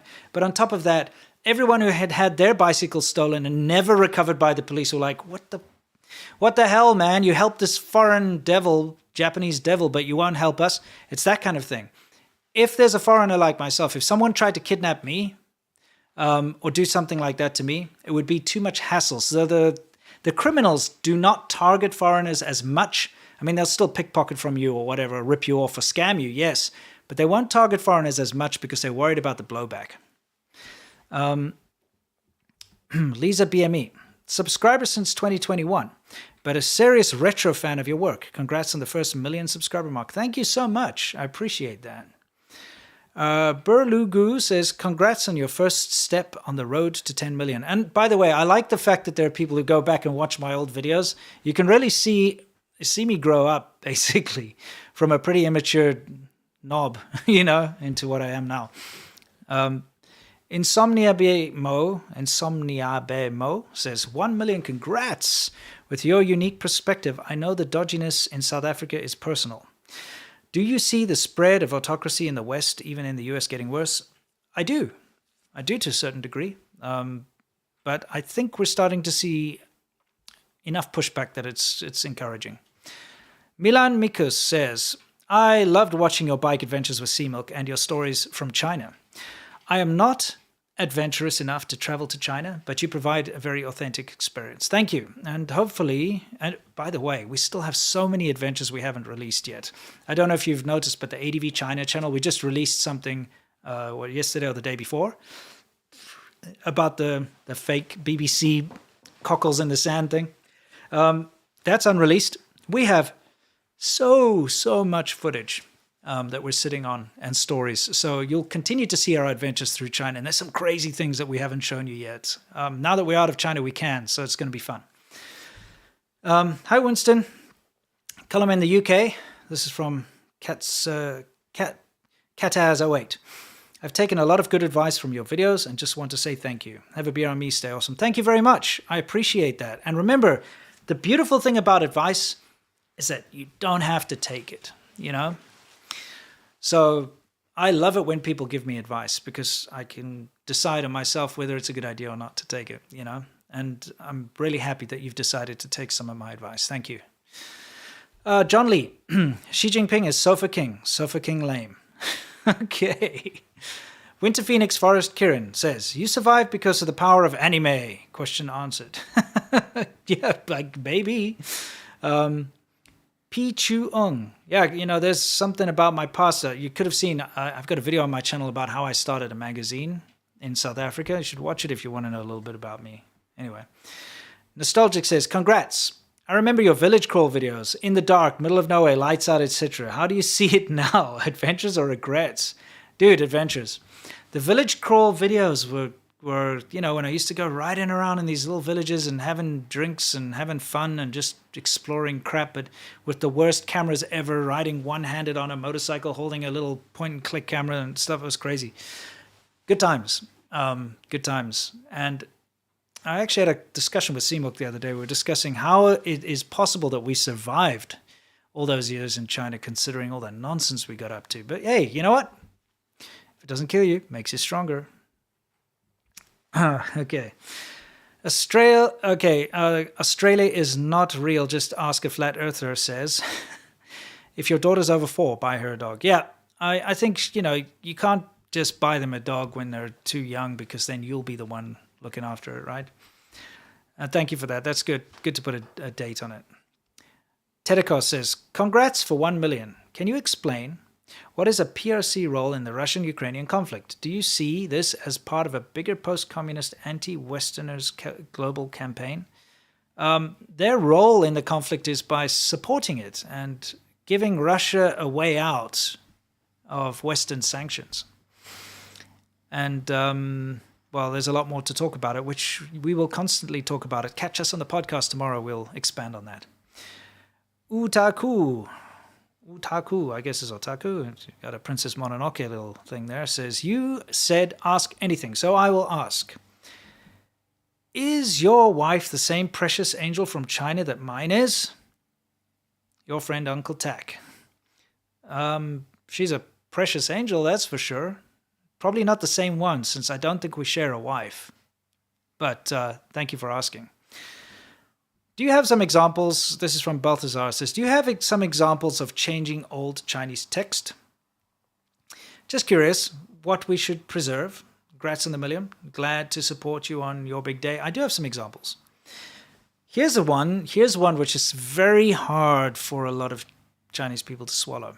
You know Chinese traditional medicine, right? TCM? TCM is, of course, all that stuff about, your qi and eat this rare animal part and mixed in with some herbs or whatever and to balance this and that. And it's all about like, you've got heat in your body or cold and wood, stone, whatever, new agey kind of stuff. Although it's very old agey considering it's traditional Chinese medicine. Well, when you study traditional Chinese medicine in China as a Chinese doctor, if you want to study it, there's a part of that study that requires you to go to Japan. And the reason being that Japan preserved the recipes and the old writings and scrolls about traditional Chinese medicine. But of course, in mainland China, with Mao Zedong and his cultural devolution and Great Leap Backwards, they burned and destroyed everything. All the old historical records, the history books, all those TCM things, it's lost. So they have to go to Japan to learn their own traditional Chinese medicine, which is a huge bitter pill for a lot of people to swallow. So that's an example. James Cooper, what country are you staying in now? Love from Scotland. I'm staying in the great old US of A. And thank you. Riersema says, gefeliciteerd met... I'm guessing that's Dutch, which means congratulations for 1 million. Thank you. Lauren Gra, I'm from Canada and spent a couple months in China on a solo trip, and your videos really helped me back in the day. Hope you've been doing well and are successful in all your future ventures. Thank you so much. And at the end of the day, that was always my goal, was to help people that were going to go to China or deal with China to avoid the pitfalls that I had to, because I had that trial by fire. I mean, I explained in the beginning of the video to you guys, of course there's a lot more to it, there's a lot more nitty-gritty details, but I had to go through absolute hell to figure out how to live in China. A lot of expats that go there, everything's laid out in the red carpet. They go there, they have work, the work takes care of finding them accommodation, sets up their phone, sets up their internet, deals with everything for them, translates everything for them, or they go with a company or whatever the case. For me, I was like, there I am by myself, and I had to figure out the hard way how to get by. And so I wanted to help people be able to navigate China and all the pitfalls. Damon Chin, what's your next step of your YouTube talk content for the future? And do you expect some kind of change from the CCP? Things are getting a little interesting in China right now, especially with the zero COVID thing. We'll see if it actually sparks any change, probably not. But I'm keeping an eye on it. And as far as the next step of YouTube, keep watching it. It's always evolving. Cyran says, use money to buy beer. If not, use it to produce more videos. What was your go-to beer in China? My go-to beer in China was Qingdao. Qingdao beer is a good all-round kind of a lager. It's actually a really nice beer to drink. And the reason is it's originally a German beer. The Germans used to, Qingdao used to basically be a colony of Germany way back in the day. So the Germans set up the factories and they set up the breweries and all that. And then when the Germans got kicked out / left, the locals just took over the operations and kept producing Qingdao beer. And it's definitely the best beer in China for sure. But you have to watch out. There's a lot of fake Qingdao out there. And in fact, there was one night, both Seamilk and myself almost died from drinking fake beer, fake Qingdao. Okay, so Fresh75. Found your vids looking for the black experience in China and been watching loads of your vids. Never thought you'd be here, but you deserve 1 million from the UK. Thank you so much. I really appreciate that, mate. Donderdam. Congrats to the 1 million, Winston. Have a cold one or two on me. Another successful 14 years and more, considering COVID. Any plans to continue your motorcycle adventures? Yes, I did address that a little earlier. We're definitely doing it. Thanks, mate. Tank your time. Thank you. Shoot it down under. Thank you for everything you've done. For years, I've suspected that we were being lied to about China. And without you and Seamilk, we wouldn't know what was really happening in China. Thank you. I appreciate that. And we are up against a massive monster here. And when I say monster, I mean all the moving parts, the propaganda machine that they have in China, the millions and billions of dollars that they spend on soft power. It's very hard to combat, you know? And the opaqueness that they have and the Great Firewall blocking out anything from going in or out, really. It's tough. We're up against something big, but we're very happy to be able to shine a light on the truth of what we've experienced and what we know to be true in China. Oliver McLeod. Congrats! What visa did you travel to on the US? Do you plan on staying there permanently? I do plan on staying here for as long as I can. The visa I traveled on, it's this very special visa. It's called a nobody knows what it's called visa. No, just joking. But yeah, like I said, I can't let anyone know what my immigration status is at all. And the reason is because there are too many people out there trying to jeopardize my life. And I don't want to give them any strings to pull at. Common sense wisdom. Hype. Thank you. Emily I. Are mixed race people trendy/fetishized in China? Or is there some more negative discrimination? I'm just wondering, since the Eileen Gu coverage, was she an exception? No, it's a curse. If you're mixed, and I hate to say it, I'm just going to be real with you. Mixed race children, if it's a light-skinned mixed race child, they will be given too much attention. I've seen this with all my friends. When there's a mixed, they call it hunshui, a mixed race baby, you go out in public and you'll just be swamped by people wanting to take photos. They get way too much attention. It's incredibly annoying. You'll get people staring, filming your child all the time, all this kind of stuff. It's really uncomfortable. If it's a dark-skinned mixed baby, they get rejected and they get bullied at school, and it's a terrible situation. And that's, of course, because of the whole preference for lighter skin in China. So it just depends. But being mixed race can be a blessing or a curse. In fact, it's always a curse. Doesn't matter, even if it's a blessing, it's a curse. Greg Fair, well done. AG Play, danke bruv. I've watched you from before you all got together, hoping you were able to get to O Ramen in Bucko Field. Thank you. I appreciate it. I hope so too. AP, thank you. George Hazard, recently watched 100 of your first videos. Were actually really fun to watch. Loved the simple China videos, working on your bike. Thanks. Yeah, I swear one of these days I'm going to go back and watch some of my old videos, but I cringe too much when I see them. Michael Bricken, maybe what I can do is I can trade off with Seamilk. Like I can watch his first videos and he can watch my first videos. That way it'll be terrible, but not as bad as watching yourself. Michael Brickett, hi Winston. This is my first super chat on YouTube. Thanks for the years of fun. If you tour Eastern Europe, start in Czech maybe, can help in any way possible. Thank you. And I appreciate that you chose me to be the first super chat. Thank you so much. Dave Kazuki says, congrats and thank you. Please visit Hawaii. Aloha. I'd love to visit Hawaii. It's always been something on my list to do. I can't wait.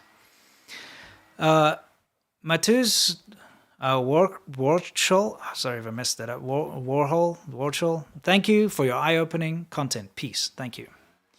Saya says, I found No Fuckers in China uncensored through you. Oh, that's fantastic. Simon Mayo, thank you. Christopher Spencer, thank you. Venero DSA MP, congrats on 1 million, thank you. Mohammed Shanawaz, do you miss your old life in China? 14 years is quite a long time. Congrats on 1 million subs. I miss certain aspects, but you have to understand that by the end of it, it wasn't a comfortable, happy existence in China, so I don't miss that part. But I definitely do miss a lot about China. You are Regmer. When do you reckon it'll be possible to visit Hong Kong again? Get hammered, you deserve it big time. Thank you. For me, I don't think it'll be possible to visit Hong Kong again because of that national security law. If I step foot in Hong Kong, they can nab me and say I'm a spy or a some or other trumped up thing, who knows? And that'll be the end, and they can take me to mainland China and lock me up forever. So unless that changes, unfortunately, I'm kind of out of luck. Bran, which sucks because I love Hong Kong. It's one of the most amazing places in the world. I will always, state that. It's incredible. The best skyline I've ever seen of any place. Bran, you also influenced me to get a bike as well. I actually rode an ADV bike in Thailand. Super fun. Oh, that's sweet. I'm super happy to hear that. Lightseeker, Pinocchio gifts. Congrats on 1 million subs. He's talking about Peter Bolsack, who's very responsible for the spread of COVID, by the way. David Balthazar, thank you. Ken's channel. Started watching you and C-Milk doing motorcycle adventures in China, but love your new direction on the main channel. Member way before 1 million. Well, thank you. Lightseeker, regarding Lawai 86 new vid, is this the Chinese spring? No, I don't think so. That's the problem with China, is that everyone's isolated. So these isolated instances are breaking out everywhere. But because the news and internet is so well controlled, the neighbor next door, like a block away, won't even know about it. And the only way that a spring happens is when everybody starts to get involved, Otaku Maker Mom, thank you for your generosity. E-Scoot, hiya, congrats. Following you for years, and this is my first super chat ever on YouTube. Again, wow, another one, thank you. How did you communicate on bikes on ADVChina? Is it all video audio editing? Which equipment did you use? We use intercoms, and the brand is the Sena brand, Sena. For most of it, we use Sena SMH10R things, but at the same time, that's how we communicate to each other, right? So we have a microphone in there, you've got like earphones, they fit inside the helmet. But to record the audio, we have a separate microphone that goes into our GoPros. So, we have to sync it up afterwards, but basically that's how we do it. We have a GoPro's recording the audio, but we're also talking through the Sena intercom systems. I actually made a video about that. Anyway, I know it's tough. I got too many videos on my channel to find it. Something about what gear do we use. Jerry Huang, if you and C-Milk were to come to Australia, which state, territory, capital would you visit first? Would it be Sydney? Because Sydney Daddy lives there. We probably would go, honestly, to Sydney first. Perth, I've got family in Perth. Could go visit them. Probably not go to the Outback immediately. I don't think we'd land in the Outback. I think we'd get there eventually, though. And we'd love to meet up with you and Sydney Daddy for sure. Sam Windmill, congrats.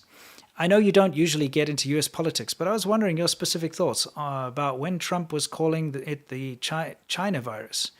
Yeah, look, I think that was a little out of turn. At the same time, I think it's important to know where this came from. I think maybe the Wuhan virus would have been better. That's what I have to say. I think I found your channel alongside M13 from Taiwan years ago. Congrats to 1 million, Winston. Everyone go support this guy on Patreon. Wish you all the best. And to the next million. Thank you. Yep, those were different and interesting times back then. LNS. The SC is not cause... Oh, Super Chat. Is not cause I have been here from just about the beginning and want to tip my hat for this great milestone. Because you're a Dr. Pepper man. I am drinking Diet Dr. Pepper. I don't know if that takes a couple of points off of my my coolness there, And I'll tell you a real secret. I'm drinking Dr. Pepper Diet only because that's what we have in the office right now, because C-Milk ordered this, and this is not my first choice, but it's growing on me. In fact, before I came to the US, I never drank Dr. Pepper. It's not something that we have in South Africa, and I don't think you can get it in China. I don't remember seeing it there. But yeah, all right, cheers. Winter Phoenix, Forest Kirin. Do you think you can make a special video on how Hong Kong used to be for those of us who were never able to go there? Maybe a sort of eulogy? Absolutely. That's a very good idea. And what I can do is get Hong Kongese people on that. Let me put that down.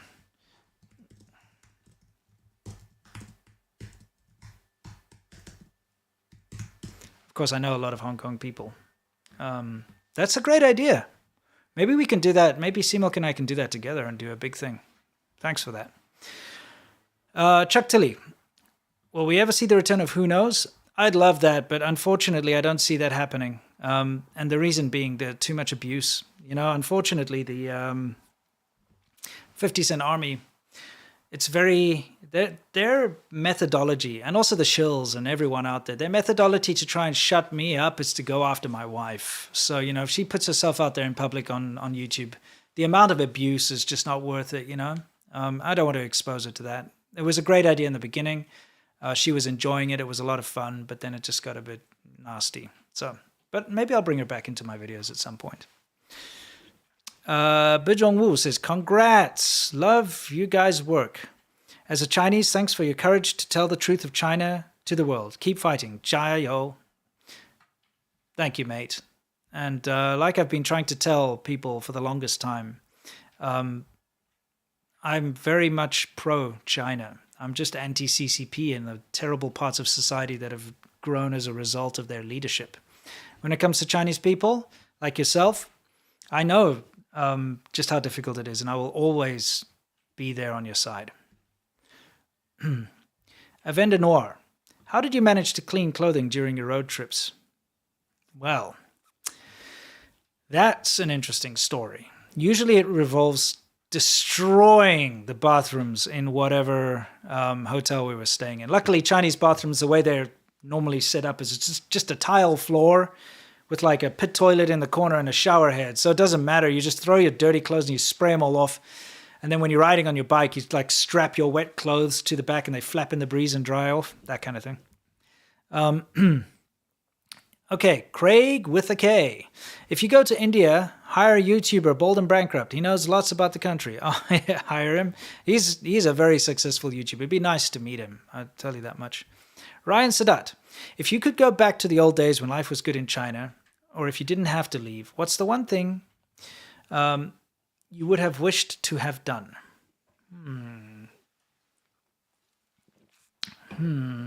If there's one thing I wish I could have done in China. You know what I wish I would have done, and to be honest, and this is maybe a little bit more negative, is filmed the things that I didn't film on purpose. And we may have spoken about this in the past, but I self-censored a lot in China.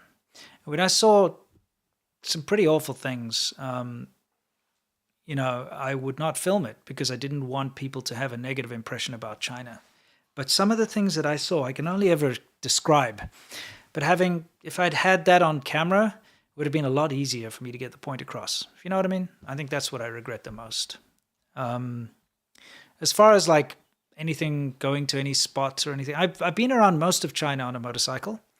I've seen some incredible things in China. I think China has a vast landscape. It changes so much from place to place. There's a lot of amazing things I've seen and wonderful things. So that part is that itch has been scratched. Kevin Wilkes, thanks for everything. I lived in Chengdu for 5 years and my experience aligns with your perspective. Back in the US, stay awesome. Thank you, mate, and congratulations for kind of making it out, if that makes sense, under this current circumstance. Let's see, where did that jump to? Oh, there it is. Okay. Bilal Ramani says, congratulations, Winston. You and C-Milk are a huge reason I moved to China and I'm working on China research today. Thank you for inspiring and opening doors for my generation of China explorers. It's an absolute pleasure, mate. And like I said, I'm very happy to hear that you're making a success out of it. Pepper. Hey, from Australia, Winston. Love the content. Hey, how's it going there, mate? Johnny, do you think China has America by the balls with them being in control of something like 98% of the Earth's rare materials? Stay awesome, bro. I don't think so. You know, that's the thing. One thing that you have to realize is that the reason China is as successful as it is because of all of the trade and all of the investment that has come from the West. And the more pressure China tries to put on the West, the more pressure the West can put on China. And, you know, it's just going to be not good for anyone. So I think China is going to reluctantly still work with everybody. Fallen Angel. I followed you since 2018. Have a beer on me. Thank you. Do you like IPAs? To be honest with you, I do not like IPAs very much. I'm saying that to be honest. And that's what, in America, man, the choice of IPAs is outstanding. And it can taste nice, but I'm not into the very heavy, bitter taste of an IPA. I'm more of a lagerman myself, but I'll drink IPA. Hun W, mate, I've been watching you and Seamilk for so many years now. So happy for this huge milestone. Hope to share a beer with you guys one day. That'd be amazing. Thank you. That'd be cool. I'd like to do that. Devin Ripple, Baden, thank you. Angel Slayer 169. Have you heard of CCP Naval Base in Solomon Islands? Congress, Australia, and New Zealand? Yeah, I have heard about it. We'll be talking about that in the podcast tomorrow. It's Kill Cell, baby, 7.0. Here at work, unfortunately. Mad love. Keep up the good work. Stay awesome. Thank you, and thank you for joining. Chuck Tilley, has anyone ever mentioned that you have a resemblance to a young Elton John? No, no one's ever mentioned that, ever. You're the first. Thank you for that, I guess. That's interesting. Yunko, thank you. Max Leja, I live in Australia and my wife is from Chaozhou. I'm an IT developer and my dream has always been to live in Asia, thanks in part to your content. We're heading to Japan instead. Oh, that's great. I've got to say congratulations. You'll have a great time. Really, like, I love Japan. It's my favorite place in Asia to visit. I mean, Taiwan and Japan, they're kind of up there in the same place. I guess for a shorter holiday, I'd love Japan. It's just such an amazing place. You'll have a great time. You'll have a great time. And you can travel all over from there. Devin Ripple, thank you. Jacob Bujold, you paid the cost to be the boss. James Brown. Okay. Andy, thank you. Protoman, why does the media cover up South Africa's erosion? Well, because they do. I mean, it's straightforward. South Africa is not useful anymore. It was a big thing back in the day. There was a big push to get a regime change. The regime change happened, and then it's like, we can forget about it now. Think about like Iraq and places like that too. You hear about it all the way. Oh, Saddam Hussein's so terrible. Let's take it down. Once it's done, who cares? Move on, you know. Let's find the next big bad guy to defeat. That's kind of what happened with South Africa. It doesn't matter if it's worse off now or if everybody's suffering. At least we defeated the big bad demon back in the day. You know what I'm saying? Dolce Gonzalez says, in your opinion, do you think China is gearing up for a war with the West at some point in the future? Or is their military mostly for defense? It's tough to say. This is our country. But seriously, though, I can't speculate too much on that. We'll discuss it in the podcast, but thank you for the question. Devin Ripple, will China send weapons to Russia or troops? I'm pretty sure they have already, but they've just been very underhanded about it. And, you know, nobody knows that it was them that supplied them all the ammunition and stuff. Nathan Wilkie says, conquering Northern America? When? Well, you know what? You say that in jest, but how about you go watch our quest for the best Chinese food in America? It's kind of the same idea. It's filmed on the west coast of America. It's all about finding the coolest Chinese food that we could, authentic Chinese food. And it was the first documentary that myself and Seamilk tried to film completely by ourselves, film, produce, and whatever. And I think we did a fairly good job. You can find it on my channel, Seamilk's channel, ADVChina channel. Just search for Quest for the Best Chinese and you'll find it. It's a lot of fun. Meow, thank you so much for the work you do and for your strong sense of integrity. Thank you, and that means a hell of a lot to me.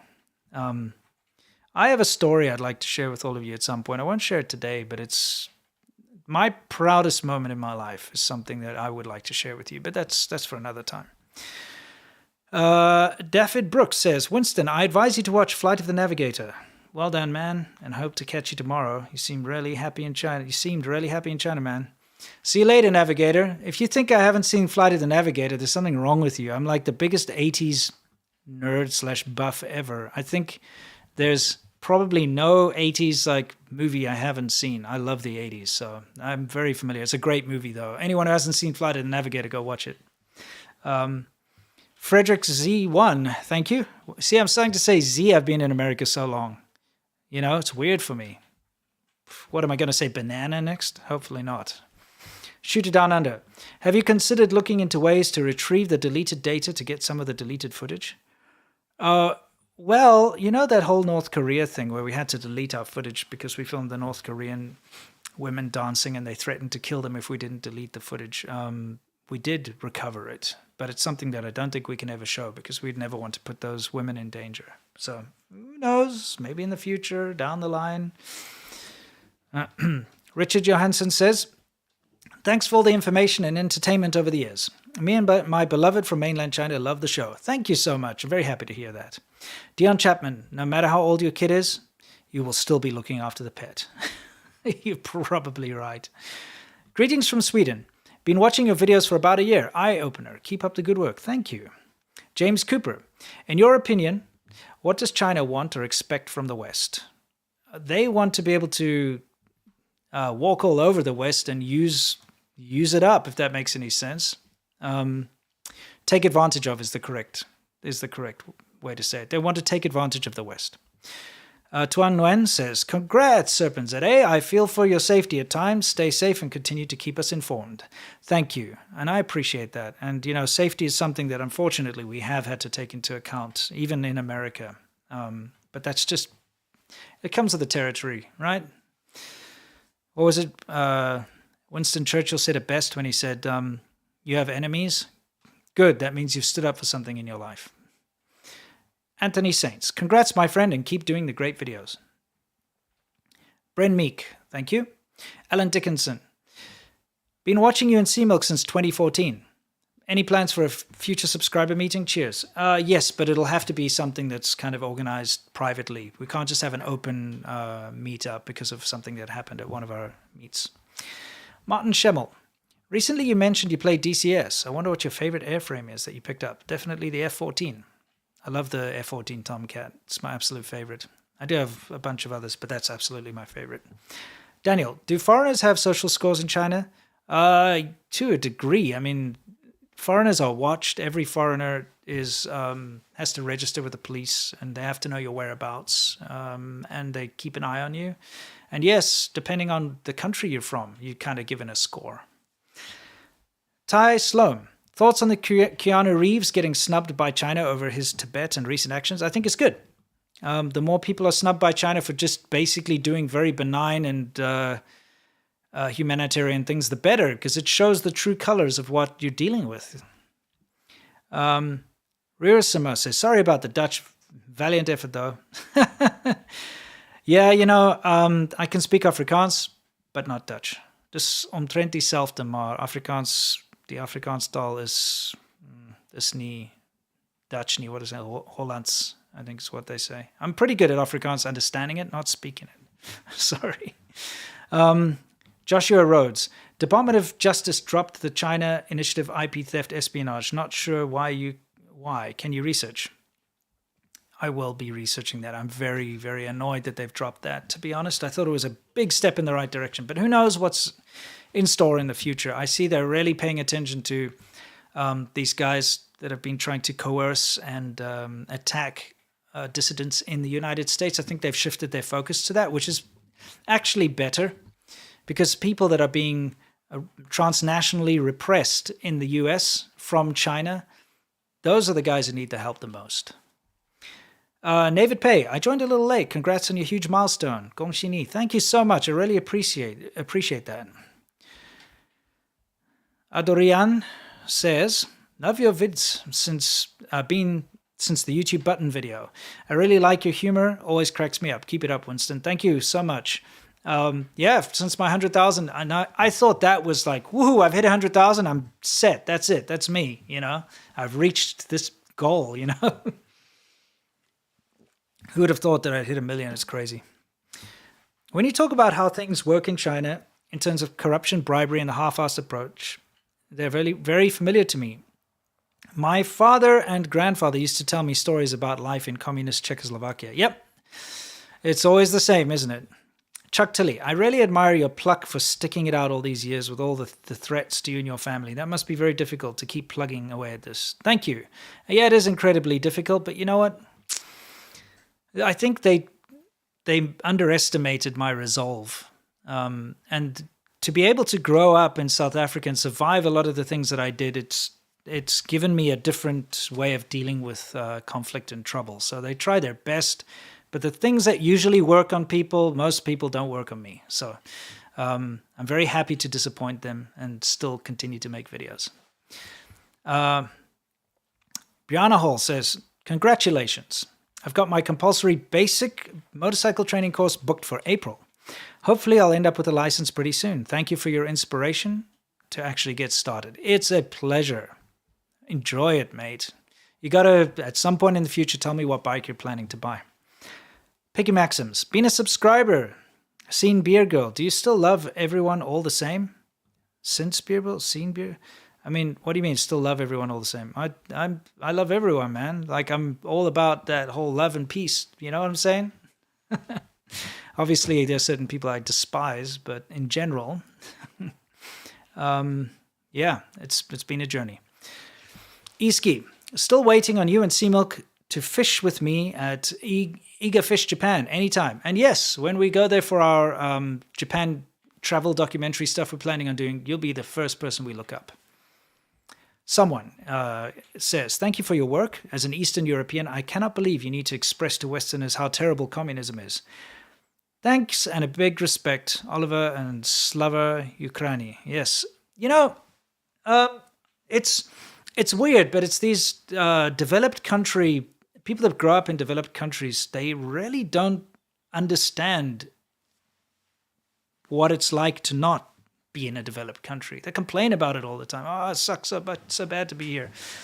Well, you know what sucks is when you live in a country where you can't even send a postcard to someone because it gets stolen in the post, and the postal system doesn't even work, and the power goes off every day because of load shedding, and people are stealing your gate motor for your electric gate motor because you need that for safety. And, you know, every single member of your family and friends has been affected by serious crime. That's when you can complain. You know what I mean? So, yes, I get it. I know what it's like now that I'm living in the US. I understand why people are like that and so complacent and they don't understand the world so much. It's because it's such an easy, wonderful place to live. And I mean, and I say that, obviously, understanding that there are real problems and it's not easy for everyone, but at the same time, in general, you know, even the poorest of the poor people have more opportunity than they really understand. Titus Tucker, thank you. Coolitus Serverer, glad to see you and people around you keep moving forward and doing well. I stumbled onto your content 12 years ago, learned a lot. Hope to see you someday in Western EU for a drink. That's awesome. 12 years ago, man, you know what I mean? That's a long time. That's really fantastic. I'm so happy to see that there are people that have been around for this long. It's really cool. Okay, Iski says, Diet Dr. Pepper is the drink of God. Okay. Really now? Well, is it blasphemy to drink God's drink? I'm just curious. Matt the Ginger says, congrats, Winston. Discovered your channel when it autoplayed after a China Uncensored video. My mate noticed the Metal Gear Solid exclamation sounds. We both laughed and I subbed. Congrats from New Zealand. Thanks. Yeah, I used to love doing that. For those of you who haven't watched my older stuff, whenever an evil uncle used to stare at me, because when I was walking around with my camera, there'd always be these suspicious uncles who, he's like, you could tell they grew up with that whole communist mindset. And if they see a foreigner, they're like, who's this? They're super suspicious. And you know what? They'd often call this the local security or the police on me. Many, many times I'd be walking around with my camera filming myself and these guys would go run off and then I'd actually get security guards or police come to talk to me. And the evil uncle be there in the background like snickering, haha, I got you. And then they'd like, what are you doing here? I'm like, oh, I'm filming myself. And they're like, oh, okay, go about your business. You know what I mean? So and then they would look all disappointed. So I used to put those like Metal Gear Solid alerts above the evil uncles. It's kind of fun. I should do a compilation, actually. It'd be fun to see. MFM 100, congrats on the well-deserved success. Looking forward to some of the world opening back up and the videos that will follow. Thank you. Me too. Are you still in California? If not, which state? I am in Pennsylvania, somewhere near the border of New York State. Fruit Punch Samurai says, thank you for everything. Greetings from Italy. Nithhogger says, congratulations on 1 million, Winston. Well-deserved. I fell in love with China, minus the CCP, because of the motorcycle adventures. Not shying away from bad, really humanized China from me. Stay awesome. Thank you. USA Poker Pro says, we love you, man. Keep speaking the truth. Freedom isn't free.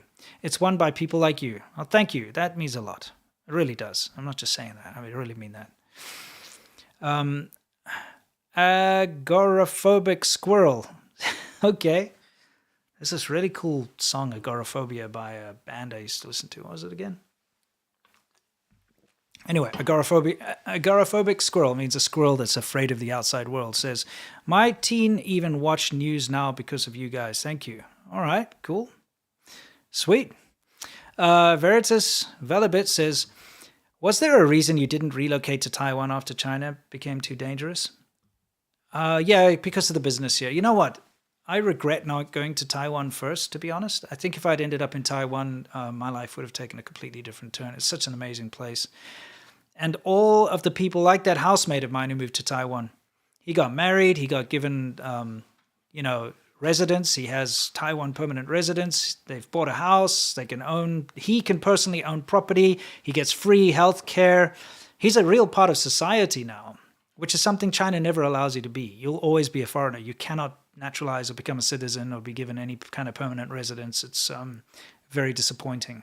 So it would have been, in many ways, a wiser move. Dabu. They keep saying, next year we will open our border. With all the bullshit happening, I'm not sure if I should do my master's there. Don't do your master's there. What is wrong with you guys? You're one of those, aren't you? One of those students that China doesn't allow back in. I get contacted by you guys all the time. It's heartbreaking. I understand what you're going through, but for those of you who don't understand what this is all about, there is a group of foreign students, mainly from developing countries like Africa and India and so on. They've been studying in China. So they were there studying, doing their degrees and whatnot, and either through scholarships or they paid their full tuition. And then when the COVID outbreak hit, they went home and they haven't been allowed back into China. But China's not refunding them the money that they spent on their university courses and their tuition. They're not being refunded, but they're not being allowed back in. So they cannot continue with their studies. And they contact me all the time complaining about this. And I keep telling them, I understand how frustrating it is. But doesn't this show you exactly how much the Chinese government cares about you? They don't care about you. You're an international student who has paid your tuition and they won't let you back in. You should realize that they don't give a crap about you. You should go to a country that gives a crap about you if you can afford it. Like Taiwan. They would give a crap. They've let all the international students back.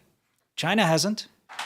China will be the first country to make a big stink if the USA said, no Chinese students allowed back in here. Anyway, I'm just saying. Now you know what they really feel about you.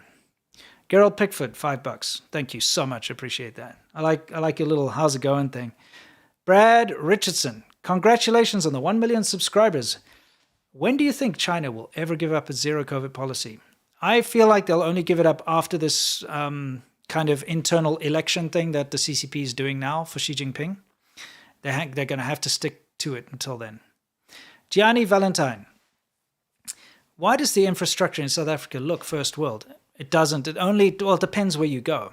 Remember, South Africa is the richest country in Africa, sub-Saharan Africa anyway. Actually, maybe in the whole of Africa. Yeah, I can say that. With the most infrastructure. In the 50s, it was being awarded international awards for highway design and things like that. There was a lot that went into it. It's a very rich country. A lot of gold, diamonds, all that kind of nonsense, trade. And South Africa built an incredible infrastructure. It's since just been decaying. They're building up new shopping centers here and there, but the actual main cities and highways and stuff haven't seen anything really progress. So it looks first world because it was first world back in the 50s and 60s. Kind of like Zimbabwe as well. If you look at the urban planning and stuff of Zimbabwe, it was ahead of South Africa if you look at it. Probably in the 70s and so on. Freedom Life, thank you. Thanks for being you. I appreciate that. Derek Ludwig, given Russia's poor performance, do you think China may pivot, make nice with the West, and go for their lost lands to their north? Although it may show that China's military would be just as bad. Yeah, like I said earlier, I think they're thinking very, very carefully about their next move. Sukerva Syndrome says, sad how China is prudish on sex. AIDS/HIV is a big problem there, especially among sex workers there. Yeah, the thing is, you think they're prudish, but prostitution is so out in the open there. You're not allowed to watch porn, though. That's not allowed. But you can have an advert for a prostitute stuck up on the lamppost right outside your kindergarten. That's okay. It's a weird situation. But AIDS is a huge problem in China. Very underreported, and it's something that, you guys, if you're in China, you guys and girls, you better watch out for. I know a foreigner who got AIDS there, and it's a bad situation. And I should know, I come from South Africa. It's the AIDS capital of the world, you know. Cindy Chapman, by the way, thank you for your generosity. That's incredibly generous. Do you think Chinese people here who return to visit family back in China since being locked up because of COVID will have a social credit score assigned to be treated differently when they go back? I don't think so. No. I know that it's very difficult for people to visit. I know because of, you know, my own personal Chinese family and stuff right now. The quarantine periods are very long. If you come from outside, especially with the zero COVID thing, they're very suspicious of you. You've got people trying to sneak back into China illegally to avoid these long quarantine periods and all the red tape, and the fact that they're not even allowing people to go back in sometimes. You know what I mean? So yeah, I don't think so, but it's really tough for everyone involved. Chuck Tilley. Can we get a "my wife is a doctor" for all time? So absolutely, my wife is a doctor. If you didn't know, my wife's a doctor. Titus Tucker. Solomon, starting with Guadalcanal.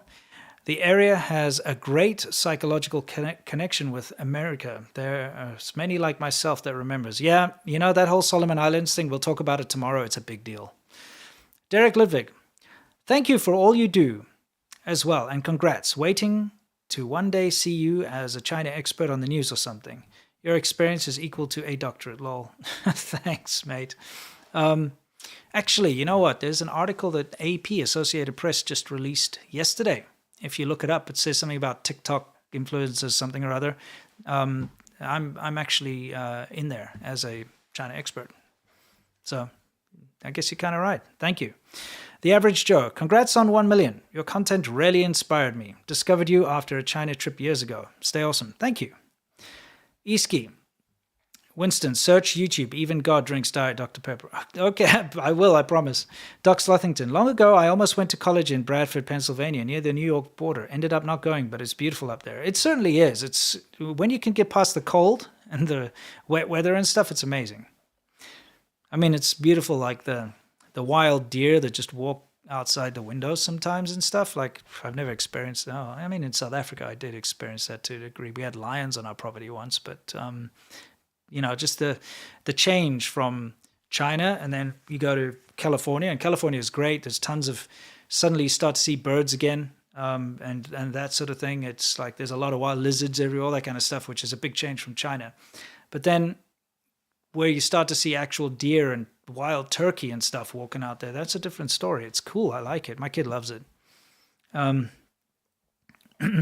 ENC, what are your thoughts about China reporting 0 cases? Watching for so long from Canada. My thoughts on that is that it's bullshit, and anyone who thinks it's not bullshit is, you know, weird. It's absolute bullshit. Of course, somebody sent me a message yesterday that is currently stuck in a lockdown there.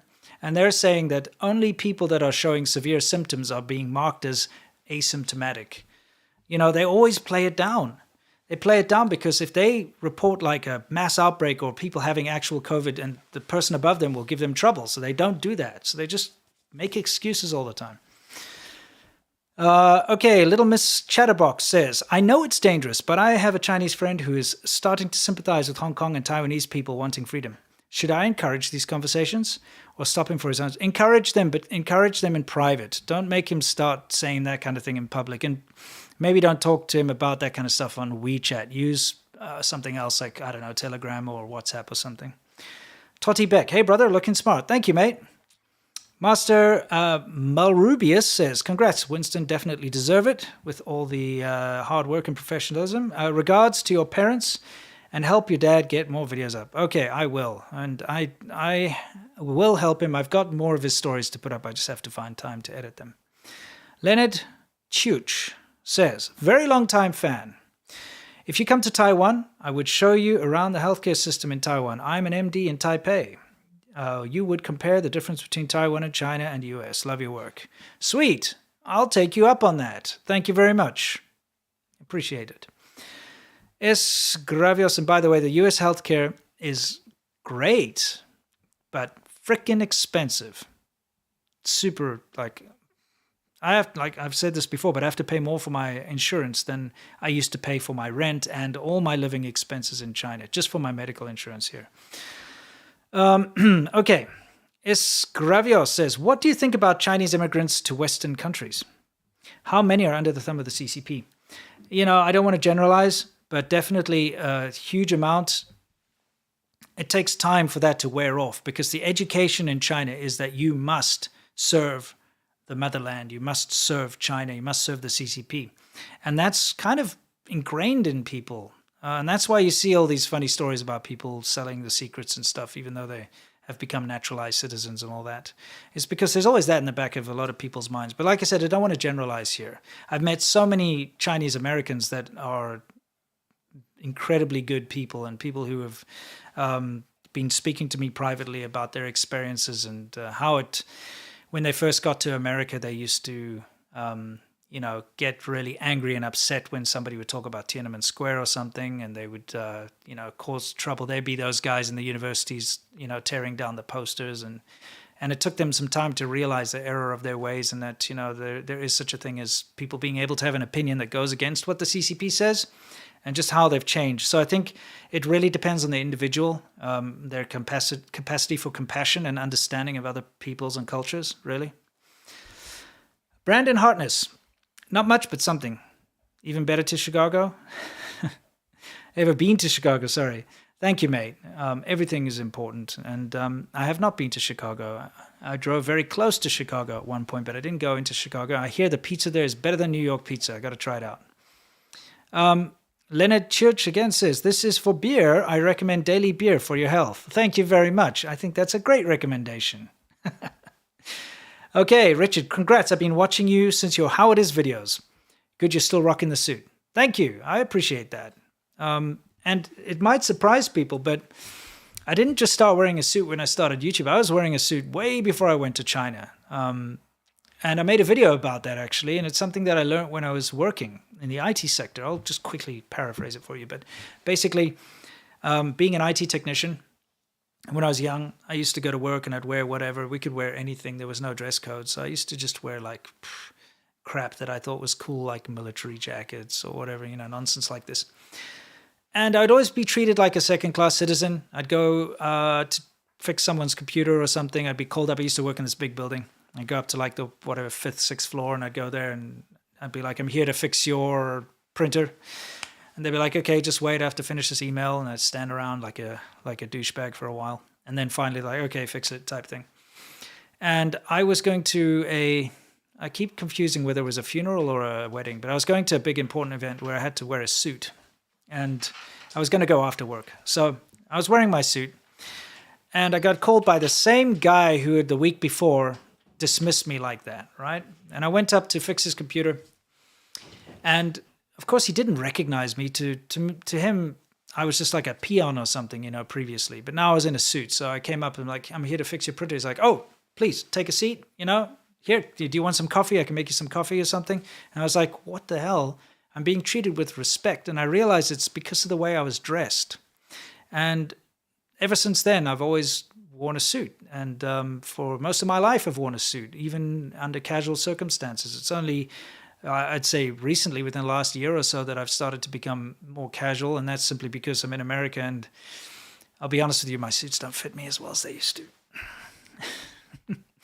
Grady Gillis, massive congrats on 1 million. Thank you for your generosity. Great growth from where you went to where your silver play button was made. Yes, that's true. You've done high-quality work for a long time. Pleased to have used your vids for my students, and I still go back to the Grand Guilin Adventure and others. Best to Sesha. Wow, that's fantastic. That's kind of what started the whole idea of these documentaries and things. Thank you, mate. Pratik Jha says, did you have a favorite cricketer? Also, could you please pronounce the name Labuschagne? He's a young, exciting new batsman of South African origin, but I've only ever heard you say it right. Yeah, Labuschagne. That's an Afrikaans name. It's originally based off a French surname, but it's very, very much an Afrikaans South African surname, Labuschagne. I don't have a favorite cricketer, no. I've never been much into cricket, but I know what a big deal it is in India and South Africa, and I get it. Anyway, thank you for your generosity. Chuck Tilley, can you elaborate on why you couldn't get a Chinese green card? when people like Teacher Mike asserts that it isn't a big deal, because it is a big deal and they're lying to you. Every time you see something about getting a Chinese green card, they always use the same examples of like some famous people. This idea, what they're showing as a green card is not a green card. It's like an extended visa. It's not, it's a different story. It's a lie. I'll get into that. I've actually made videos about that. And it's hilarious because we've challenged people to contact us and show us their green card, and they never do. And every time someone is successfully has a green card, it's because they've got some dodgy dealings with the Chinese government, or they've got millions of dollars they've sunk into something, or they're an NBA player or something. You know what I mean? It's not something people can just do. Anyway, Jeff Gordon. Congrats, Winston. A big fan of yours for years. Have you all considered going on Jordan Peterson's podcast? I think it'd open more eyes. Stay awesome. You know, I'm happy to go on anyone's podcast, really, as long as there's a good message and a good fit for a message and a good debate. But, you know, you can't just go on people's podcasts. They have to invite you, right? Gorillazillas. Pennsylvania is a good place to go. Has the highest population of Amish. Make friends with them. If civilization collapses, they will hardly notice. Well, I'll tell you what, they helped build a shed for me to keep the ride-on mower and stuff in the backyard. And I'll tell you what, first class work. Totally worth it. Anon. Wow, my first super chat. Again, thank you. Question. What do you think will come first? A free democratic China or 10 million subscribers? I'll stick around and wait and see. I think 10 million subscribers. Thank you so much. Dan Oswald, congrats on 1 million. Well deserved. Your service calling out the truth about the CCP is invaluable. Any thoughts on the Jim Lee murder in New York City? Yeah, that's bloody awful. And that's something I'd like to discuss and make a video about or discuss on the podcast. So we'll bring that up for sure. Thank you, Dan. Chizowen says, OG, thank you. Mike Huter, thank you for your generosity. 1 million. Congrats on the milestone. Hopefully this play button is made in Vietnam or India. Yeah, well, we'll see when it arrives. As you all know, when I got my 100,000, play button from China, I was still in China. So they had the tracking information. I had to actually get it sent to Hong Kong. You couldn't get it sent to China. But it had the tracking information, so I managed to track it down to the actual factory where they're made, and I went to go visit the factory. I wasn't allowed to go in, though, so a bit of an anticlimax. David Manana, I hate it when I get these wrong. Sorry, David Magana says, congratulations on 1 million. How do you ease and question someone who is in China about the lockdowns they are experiencing? I want to ask if they are okay in Shenzhen. Just ask them if they're okay. It's tough, you know. People can't publicly criticize the lockdowns because it could get them into trouble. So just tiptoe around it and ask them if they're okay, if they have enough to eat, if everything's kind of working out, that type of thing. Anyway, wow. We have reached the end of the Super Chats. I cannot believe that so many of you turned up for this. I am gobsmacked again. Thank you, everybody, so much for everything you've done for me and my family, and for this whole adventure that I've been on and still continue to be on. Thank you so much. I'm going to once again put the Stay Awesome China documentary link in the chat here for you guys. I'm going to paste it in right now. Bam. I would like everybody to please go click that link, go watch it. It's free. It's one of my proudest moments. It's a documentary that shows the best parts of China in the cities, and some very interesting people in China. Please go check it out. I can't wait to see you guys tomorrow in the ADV podcast live stream. It'll be fantastic. Until then, well, you know the drill. As always, stay awesome. You guys are brilliant. You guys are absolutely brilliant. I'm going to try not to cut myself off. I know I always do cut myself off, but I will try my best here. So I'll do a countdown.